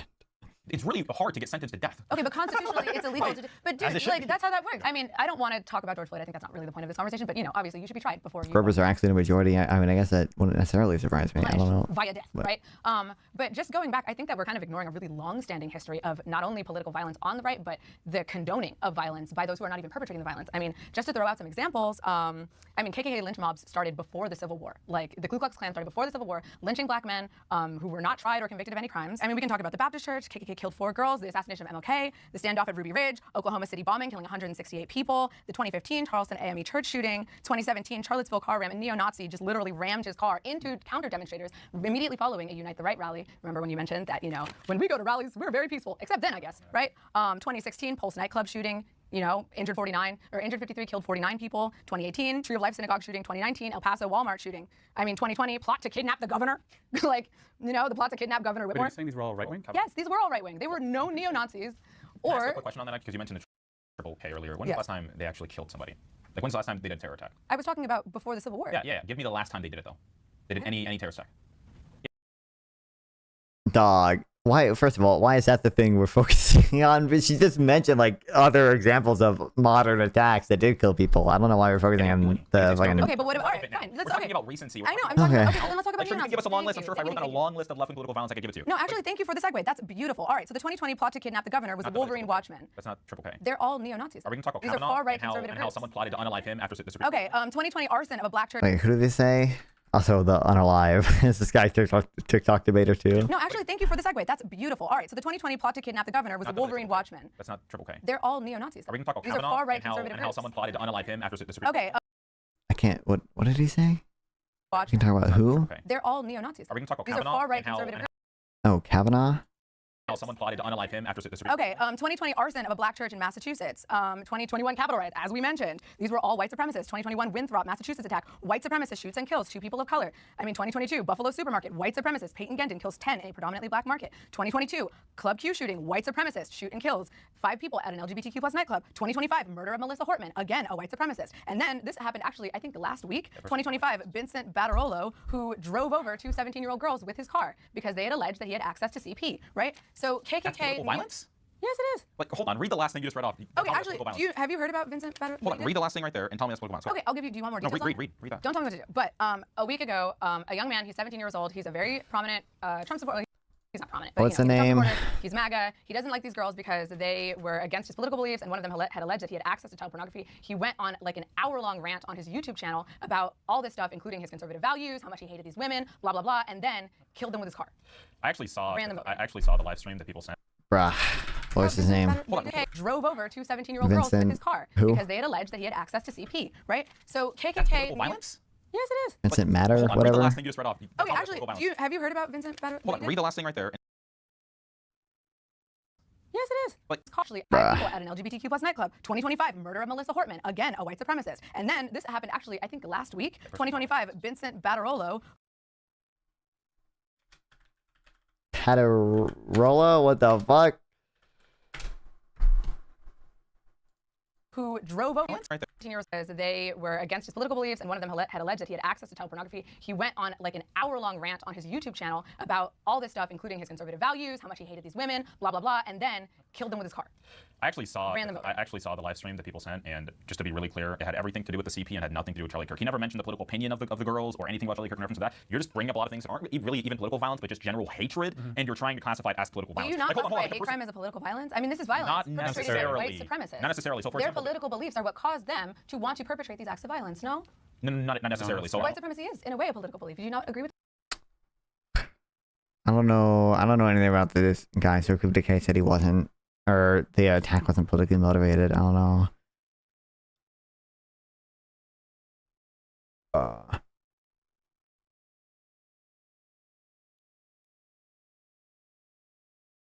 Well, it's white nationalism generally is a political belief, but when someone, for example, tries to mass unalive people at synagogue, they don't know whether or not they're conservative or whether or not they're Democrats. Because there's conservative black people. Hold on, let me finish. No, I'm saying the people that they're trying to unalive. They don't know whether or not they're conservative or liberal or anything. Any of these things. They just don't like Jewish people in general. Right, exactly. Yeah, and but that's not political violence. Yes, it is. By that extent, we're talking about political violence against people. How do you not believe that? Are you I don't know how we would not define that as political, even if you want to somehow classify it as something not intrinsically right-wing or whatever. Certainly that is political. That's political violence. That is a political belief at the end of the day. Saying that hating Jewish people, okay, but... You really trying to justify this? I'm saying it's all Introduced to manhood correctly, really? That's what we're... all of it is evil, but what you're failing to understand is there's a distinction between somebody having racial hatred or ethnic hatred for somebody when they don't even understand the political beliefs of them, and someone getting on top of a rooftop and sniping somebody in the neck and having them bleed out in front of thousands of students because of their specific political opinion, regardless of race. Those are two different things. Here's my, if a Nick Fuentes supporter was to go attack a synagogue, would you not call that political violence? I would call that racial and ethnic race. You wouldn't call it political. Dog, no shot. I would not classify it. It can be both. But see, the thing is, it's No not shot. about the political belief of the victim. It's How the fuck is that political, or are we doing that everything is political troll? If you, like, I don't know how you would, if a white supremacist is, like, committing some attack on the basis of, you know, not of being, like, a white supremacist, I think that's fair to classify it as political violence. And he's giving the example of Nick Fuentes, of a Nick Fuentes fan shooting up a synagogue or whatever. I think that would be even more fair to classify as political violence. about the political belief of the perpetrator. I believe political violence specifically has to be in reference to either political... like, if we're counting, like, Muslim extremists as also political violence, seems like we should count white supremacists doing similar stuff in the same way, right? But do you think you're ready to challenge old alpha bull and unarmed wrestling? I don't know what you're on about. Because of your opinion. Exactly. Like, for example, when Kavanaugh had to have, like, Marshall... And getting killed because of your, like, race is significantly different? Okay. And he had to have, like, troops literally guard his home after the Supreme Court decision. That's because of his I decision. don't count religious stuff as political violence. I mean, if you just still want to count any religious stuff, well, white supremacy is not a religion, obviously. And that's because of his political opinion, right? When you're unaliving somebody, pure, like if someone were to unalive, let's say like white supremacists. But I don't think it's unfair to consider. I think it's unfair to consider attacks motivated based on religion to be political violence. Like if you're even if you were like a Christian and you like super pro-life because you were a Christian and like bombed an abortion clinic based on your Christian beliefs, that seems totally fair to count as political violence, even if it's motivated at the end of the day by your Christianity. Were to unalive me, and they don't even know who I am. They don't know like my political opinions, and they were killing me. That would specifically be like what's called a racial hatred. They don't know I'm a conservative. They don't know Nick Fuentes white supremacist, right? Like race and politics regardless. But yes, like your views on race can be influenced, generally created by your political the view. majority of these political violence, especially the ones at magnitude, are generally left in political violence. No, they're not. You guys burn the streets. You guys loot random small businesses. And by the way, I thought you guys were the party business. You gave just a long list of random political violence. Like I'm sure if we saved a long list, we could give you a long list. Okay, we don't need a list. I already gave you one. I gave you a long list. He gave you like 4 at least. Yeah, like obviously everyone can bring up their own list and they can cherry pick whatever. Let's talk about what do you think? Do you disagree that January 6th was the biggest threat to America in terms of political violence out of any other example of political violence we've seen in the past like 2 decades? I mean, I'd say the biggest threat to America was the Civil War, not January. No. Political violence in the last couple of decades. Dog. Which of those instances represented the biggest threat to this country? I mean, I wouldn't say that January 6th necessarily was going to... An attempted coup on the U.S. government. It was not an attempted coup. It was. No. So there's a difference between a civil rebellion. Like, those people weren't trained. Those people weren't troops. If you actually look... What? That's what we're... Why destroy the Capitol? They have to be troops in order for it to be a coup attempt. Please, you've actually seen the coups that we've seen, for example, now, for example, in multiple different states. It takes the military in general, like the military, to actually conduct a coup. You didn't. What would have happened if Mike Pence like certified the electors, or refused to certify any of the electors from states with competing slates? Like, obviously, he would have been like a constitutional crisis. He probably would have stayed in power longer than he should have, even if the Supreme Court later ruled, or somehow was able to kick him out afterwards. What are we? That definitely falls into the definition of coup or self coup. There's no reason a coup has to involve the military. Right? That's not equal coup. Wow, Vermi, I didn't consider that. That's crazy. Wow, this is new information to me. That whoa. Didn't consider that one, buddy. Yeah, that's crazy. Yeah, in fact, even if the riot hadn't happened at all, still it would have been an attempt at self coup. Like, he still organized fake slates of electors and try to get Mike Pence to certify them, and or not certify any of the slates from states with competing electors. Enforcement mechanism. A bunch of angry people, an angry mob storming the Capitol is not going to accomplish a coup. They were storming the Capitol because they were certifying the votes.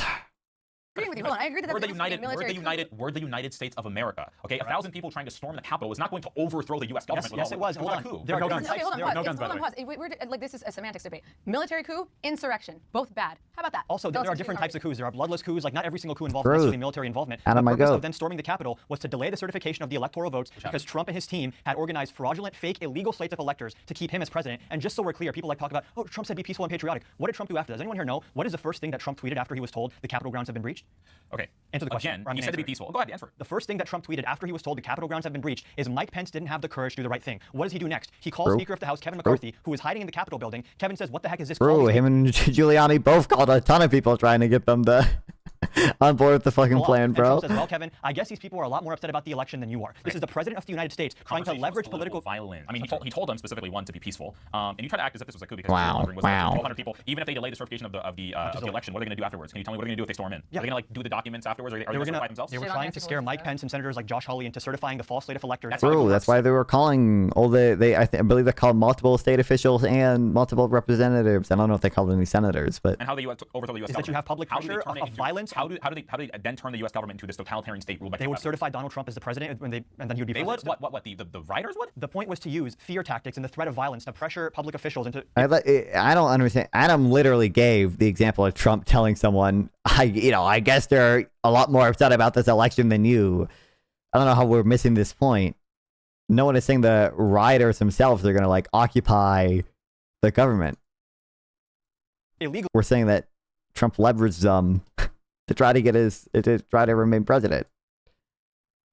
And improperly certifying Donald Trump to serve another second term. I mean, clearly that would have never I don't really, didn't, but I it don't, would've. I don't really fuck with the complete dismissal of all of these horrific acts of violence as not being politically on the right because the victims, we didn't know their political beliefs. It seems like a lot of the disagreement with this conversation is what constitutes political violence and how do you count it. I don't think that I think we would argue that it doesn't make sense to say that the opinions of the victims is what constitutes political violence. It's actually the intent behind the act, who's carrying it out. You guys have a different view on that. And ultimately, I mean, it's impossible to have these conversations if we can't agree on what we're even talking about. We worked well together, as we have with many other countries, both of us, with many other countries, which is the only way this whole situation gets solved. And I'm not just talking about Gaza. Gaza is one thing, but we're talking about much beyond Gaza. The whole deal, everything getting solved. It's called peace in the Middle East. Donald Trump's Gaza ceasefire plan is a genuine path to end the war, not just a political stunt. Okay, I'm going to start with a little curveball. Wait, what's that? Hold on, I'm trying genuine to path find the end the thing. war, not just a political stunt. Oh, wow. Yep. Crazy. The Economist wrote an article about it. I looked at it relatively recently or whatever about the ceasefire shit. I don't know. I don't think it's like a super historic path for peace or whatever. You would think if Trump was such a great negotiator, he could have just helped extend the ceasefire that we had in January that ended in March. Or he could have actually gotten much more meaningful concessions out of Hamas. I mean, this is basically the deal, pretty similar to deals that have been struck historically, where it's like Israeli withdrawal for hostages being released and Israel releasing prisoners from the West Bank as well. Like that's the deal we had in January. There have been a lot of other hostage deals over the years that have been kind of broadly among this same thing, but none of them ever seem to lead to any type of lasting peace. So I don't know, guys. We'll see. Who knows? Maybe, folks. This time for sure. Okay, I'm going to start with a little curveball. I do just want to say I kind of am rooting for Trump a little bit, just because he is the president of the country, and I want what's best for the Palestinian people. So if he can provide that, I'm not going to hold it against him. Do they have any hostages left? I don't believe so at this point. I also heard something about the last 20, but I'm betting you've read more. I believe they've released at least all the live ones. I could be wrong, but I believe by now they've released all the live ones. They might still have bodies. Israel receives 2 bodies and Hamas says they're dead hostages. Yeah, all 20 living hostages were released shortly after the agreement was reached, but I think they might still have some bodies. I hope he does. So then why did you disagree? I disagree because it doesn't include a 2-state solution. And that's my fear, is that it's not going to end the war. It might end some of the violence, which I really hope it does, and I hope it ends the war, but I don't know if it is. I agree. Like, this is the thing, I'm not very hopeful. The one thing I'm happy about is the potential return of all the hostages. I think that's really important. In reference to a 2-state solution, I don't want there to be a 2-state solution. That's just the facts, right? I think the Israeli government under the Likud party, under Netanyahu, recognizes this, which is why there's going to be a technocratic Palestinian government that's going to be transitioning, but there isn't going to be obviously the Palestinian Authority or Hamas. There's a 5% chance that ends up working, dog. Hamas. Now, generally, I'm for Hamas disarming, but they've been very vague about that. They basically want to participate later on and stuff like that. But again, generally, I want the return of the hostages. I don't want Israel to completely withdraw from Gaza. I know that there's going to be a line that they have to go back to where they still have strong security perimeter around the Gaza Strip. But I don't want a two-state solution. I quite frankly would prefer that Gaza is Israeli entirely. I think the Palestinians have lost their chance at even governing the Gaza Strip in further times, especially. Can I just clarify? I'm not saying that Hamas should run Palestine, but they should have representation in their own government, in their own where they live. Just to be clear, that it's a 20-part plan, and I just looked at it real quick on my notes. 13 is Hamas demilitarization, and it's essentially They did not. I don't know why people believe that they agreed to it. Hamas never agreed to Trump's fucking insane plan that did call for the total disarmament of Hamas. Hamas never agreed to that plan. They agreed to a much more limited plan that, like I said, it's just like phase 1, Israeli withdrawal, Hamas releases hostages, Israel releases Palestinian prisoners. Yeah. Orhan eating dinner. What is this? So called working class mayoral candidate Orhan eating at Omen Sushi tonight. What? Oh no. He took his hot wife to an expensive sushi restaurant. No. Oh no. Wow. Oh man. Whoa. out of the area. And then after that, would there be? And step 19, that 20-point plan. Well, let me just finish. Step 19 is a pathway to statehood. I don't know if that will be realized. It's kind of that's my, up but in the air. I don't think the conflict will ever end. Like even if it's not Hamas, there'll be a new Hamas because if they don't have statehood and they don't have representation, and Israel is able to do whatever they want to the people of Gaza, there will representation won't stop terrorism. Like for example, Hamas was elected in 2006 during the Palestinian legislative election. They won 72 out of the 132 seats, and after that, there was over 19,000 bombs and rockets fired over at Israel. I think under being Hamas a separate state with their own border would definitely mitigate conflict. You don't believe that at all? No, historically untrue. Because Hamas does not want Israel to exist. See, technically, they haven't had a state historically. You believe in a two-state solution, the Palestinians don't. 72% of the Palestinian people, according to the Palestinian Center for Policy and Civil Research, which is definitely ran by Palestinians in the West Bank, don't agree with the October 7th attack. So they don't want the Israelis to even live. I just want to be clear. There's always this shifting of the burden. And like again, I'm going to assume neither of us here are like pro-Hamas or anything, so that seems sort of like a red herring. But when we're talking about this 20-point plan, I'm pretty sure that the 20-point plan also includes that Israel is going to withdraw. And then you said at the end it's going to be establishment of a state. Netanyahu gave a statement right after the plan was released saying that don't worry, we're going to keep our military still occupying the majority of Gaza, and this is not a pathway towards a Palestinian state. Yeah, but I think until you have sovereignty, Hamas never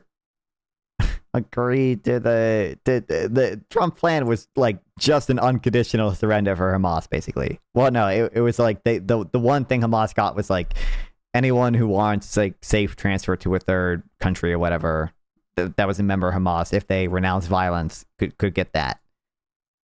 But Hamas never agreed to that. Every like it's again just they release the hostages in exchange for prisoners and Israeli withdrawal to not out of all of Gaza, but to their not buffer zone even to whatever 50% of Gaza they still occupy. For the genocide and the war crimes that have been taking place thus far, until that happens, there's never going to be a lasting peace. That does require, obviously, I want bad faith actors on both sides gone, but you have to also take into account you can't just both sides of the situation because one side has a lot more firepower and has killed a lot more people and committed a lot more war crimes. Sure. So if we go to there's a withdrawal line, which Israel has to go back to, but Israel still, with that withdrawal line that's agreed upon, is still going to control the majority of the Gaza Strip. If you actually looked at it, it's still going to control the majority of the Gaza Strip, but that's after already, certain things are already agreed upon. But generally, this idea that if Palestinians have representation or elect the people of the government that they want. Did you hear about the Drew Pablo debate? Yeah. I don't know if there's something crazy that happens in it. We can check it out. I don't know how much I care I don't follow UK politics, so I care that much about Reform UK. But yeah, it's all that's happening. Because there are plenty of more secular governments like the PA who they could have voted for in 2006 when they decided to instead elect Hamas because they know Hamas is more violent. Why did they elect Hamas? They elected Hamas because they want Israelis dead, and they don't want. They elected Hamas because Hamas is doing mutual aid programs. They were like handing out food and water, and they were building actual good for the community. Does that they were 350 miles of the tunnels? Was that part of the building of community? Obviously not. Hamas used false pretexts to get elected, and just so we are clear, they won a plurality of the vote, not even a majority. Plurality. And like I believe pretty much half of the people living in Gaza weren't even born or eligible to vote when this election took place. And no amount of finger wagging at Hamas and blaming Hamas is going to justify again that there are war crimes going on in Gaza. And I mean, according to like the Lancet study, that this could end up being like over 200,000 or 300,000 people dead. I mean, you have some. Lancet is not a very good. It's not a very good source. Maybe that's funny to you. You have some atrocious war crimes going on. That's wrong. I do think part of it, I mean, if you want to have lasting peace, you do have to acknowledge the sovereignty of the Palestinian people. Like, you're never going to be able to create a plan that works for both sides. Otherwise, one side is just going to become violent again, and the other side is going to retaliate. That's just how that works. That's conflict resolution on, like, even between two people. Like, that's just how that works. In 2008, the Palestinians were offered a two-state solution by Ehud Olmert. They were offered the entirety of the West Bank. 94% of the West Bank were to be given to the Palestinians, and for the percentage that was not going to go to the Palestinians, that was going to be Israeli, they would compensate more Israeli land. Like, for example, they're going to have more, Gaza was going to be expanded, essentially, for the Palestinians. And they were also planning a large highway to connect both of them. So again, this idea that the Palestinians have not been offered a state or want sovereignty is silly. It's not that they want sovereignty. They want sovereignty from the river to the sea, like they say, which is the destruction of the Israeli state. Now, if you recognize that and just either say, yeah, I want the destruction of Israel, or say something else, we can agree on that, right? But the idea that they want sovereignty and they just want peace is silly. If they wanted peace, they could have had 100% of the Gaza Strip if they didn't attack on October 7th. Because of their attack, they only control about 15%. I find the cherry picking so weird, where it's like, oh, we don't have a partner for peace in Gaza. All these people in Gaza want to kill Israelis. But like, if you do polls of the Israeli public, they're also totally fine with what Netanyahu's doing, and a lot of them also don't want a two-state solution. It is true. They shouldn't. They shouldn't want a two-state solution. Okay, so see, we're applying double standards here. No, there's no double standards. They don't agree with the two-state solution. The Israelis don't agree with the two-state solution. Like, so what's your but there should be a two-state solution. No, there should not be. Okay, what is your want? solution? There already is a Palestinian. Should the people living in Gaza and the West Bank have rights to vote in Israeli elections then? No.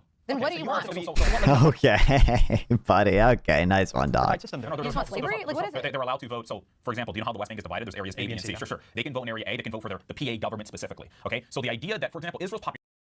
So the solution is literally just the occupation that exists now? Okay. That's not much of a... All right. Population is 21% Arab. The Arab states have kicked out the majority of the Jewish population ever since the inception of the Israeli state. So the idea that Israel is now to make their Arab population even more, when the Arab states equal rights. What do you mean? Yeah, 21% of Israel's population is Arab, and they can all vote. There's an Arab in the Supreme Court, for example, Khalid Kaboub. He is an Arab. He is in the Supreme Court right now. If you go to any of these Arab states, like Jordan, tell me how many what Jewish population they have. It's really low. Would they ever allow a Jewish person in their government? No, because they're all theocratic. Easy money. Just use the... I don't know why you're...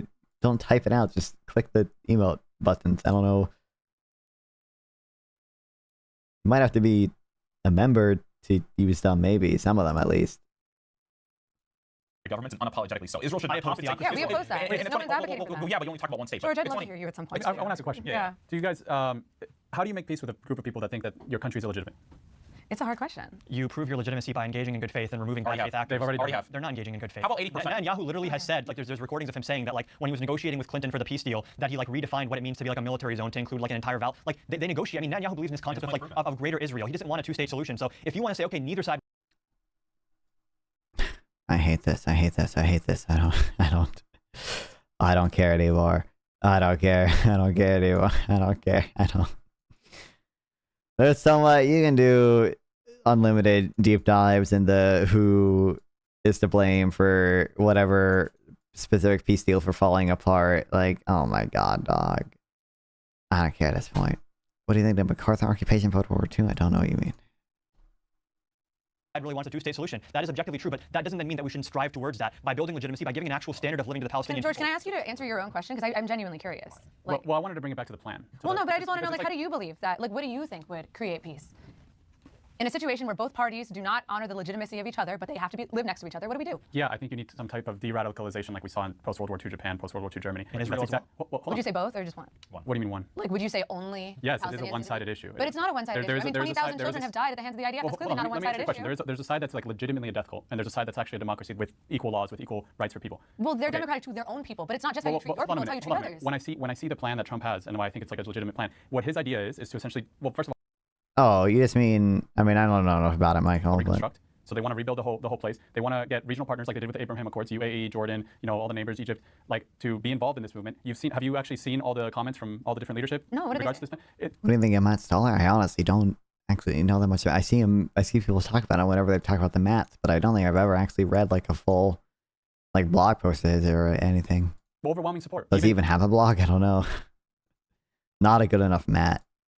Even in the UK, even like all the Islamic states have said, like, yes, this Trump has a great plan here. I think this is like really the closest thing to. I think Trump has been a huge ally to the Israelis and the Jewish people. And I think this is. I'm surprised that you guys, if you want this for the Palestinians, I'm surprised that you guys would put your votes red because. I hope that it works. I told you. I started this by saying I hope that it works, but my fear is that it's not going to create lasting peace if you're not going to. I don't even. It like. I don't know why we are assuming this deal is so much bigger than it is. I don't know. It seems. My understanding. It's very similar to the deal that we already had in January, and that fell apart after the first phase. Hamas does not seem to be interested in disarming. Israel is always going to have factions, at least in it, that are just not interested in anything other than permanently occupying Gaza. So we'll see, but doesn't seem like it's going to be that substantially different. Accept the sovereignty of both groups. You can't create lasting peace with people who want to kill you. Okay, great. I just want to clarify. Do you both have the same stance on this, where you'd like to see just one Israeli state and no Palestinian state? Is that correct? Well, there's already a Palestinian state. Sure, but I'm saying, do you want the West Bank? Why does he keep saying? There's already a Palestinian state, but also my solution to the conflict is Israel permanently occupy the West Bank, just like they are now, and they can only vote for leadership within Area A, and I guess just have no control over Area C ever, but okay. Bank in Gaza to be considered part of Israel proper or no? Yes, because the West Bank was But never. you don't want the people living there to be able to vote in Israeli elections? I believe we can do something like city-states where they have representation locally within government. Oh, we're doing the Emirates no, plan. Israel is supposed to be a Jewish state. As, for example, there's over 20 Arab states. How is that not an apartheid system where you're under the sovereignty of one state, but you have no voting representation for that state's actual government? You have local government representation. Yeah, but you can have local and also like federal, right? Right. So why not? Does the federal government have power over the Why would local Israel government? compensate its sovereignty? Because Israel, hold on, let me finish. Well, okay. Israel is already 21% Arab.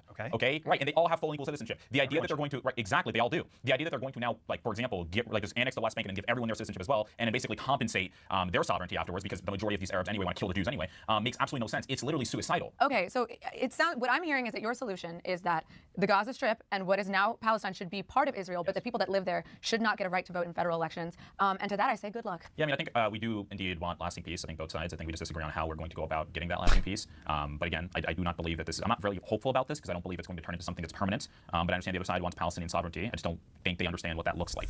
Oh my God, bro, we are literally. Are you kidding me? We just got to the end and YouTube is saying, heads up, we detected a video in a stream belonging to someone else. Oh my God, I gotta restart the YouTube stream real quick. Okay, give me 1 fucking second, folks. Oh my God.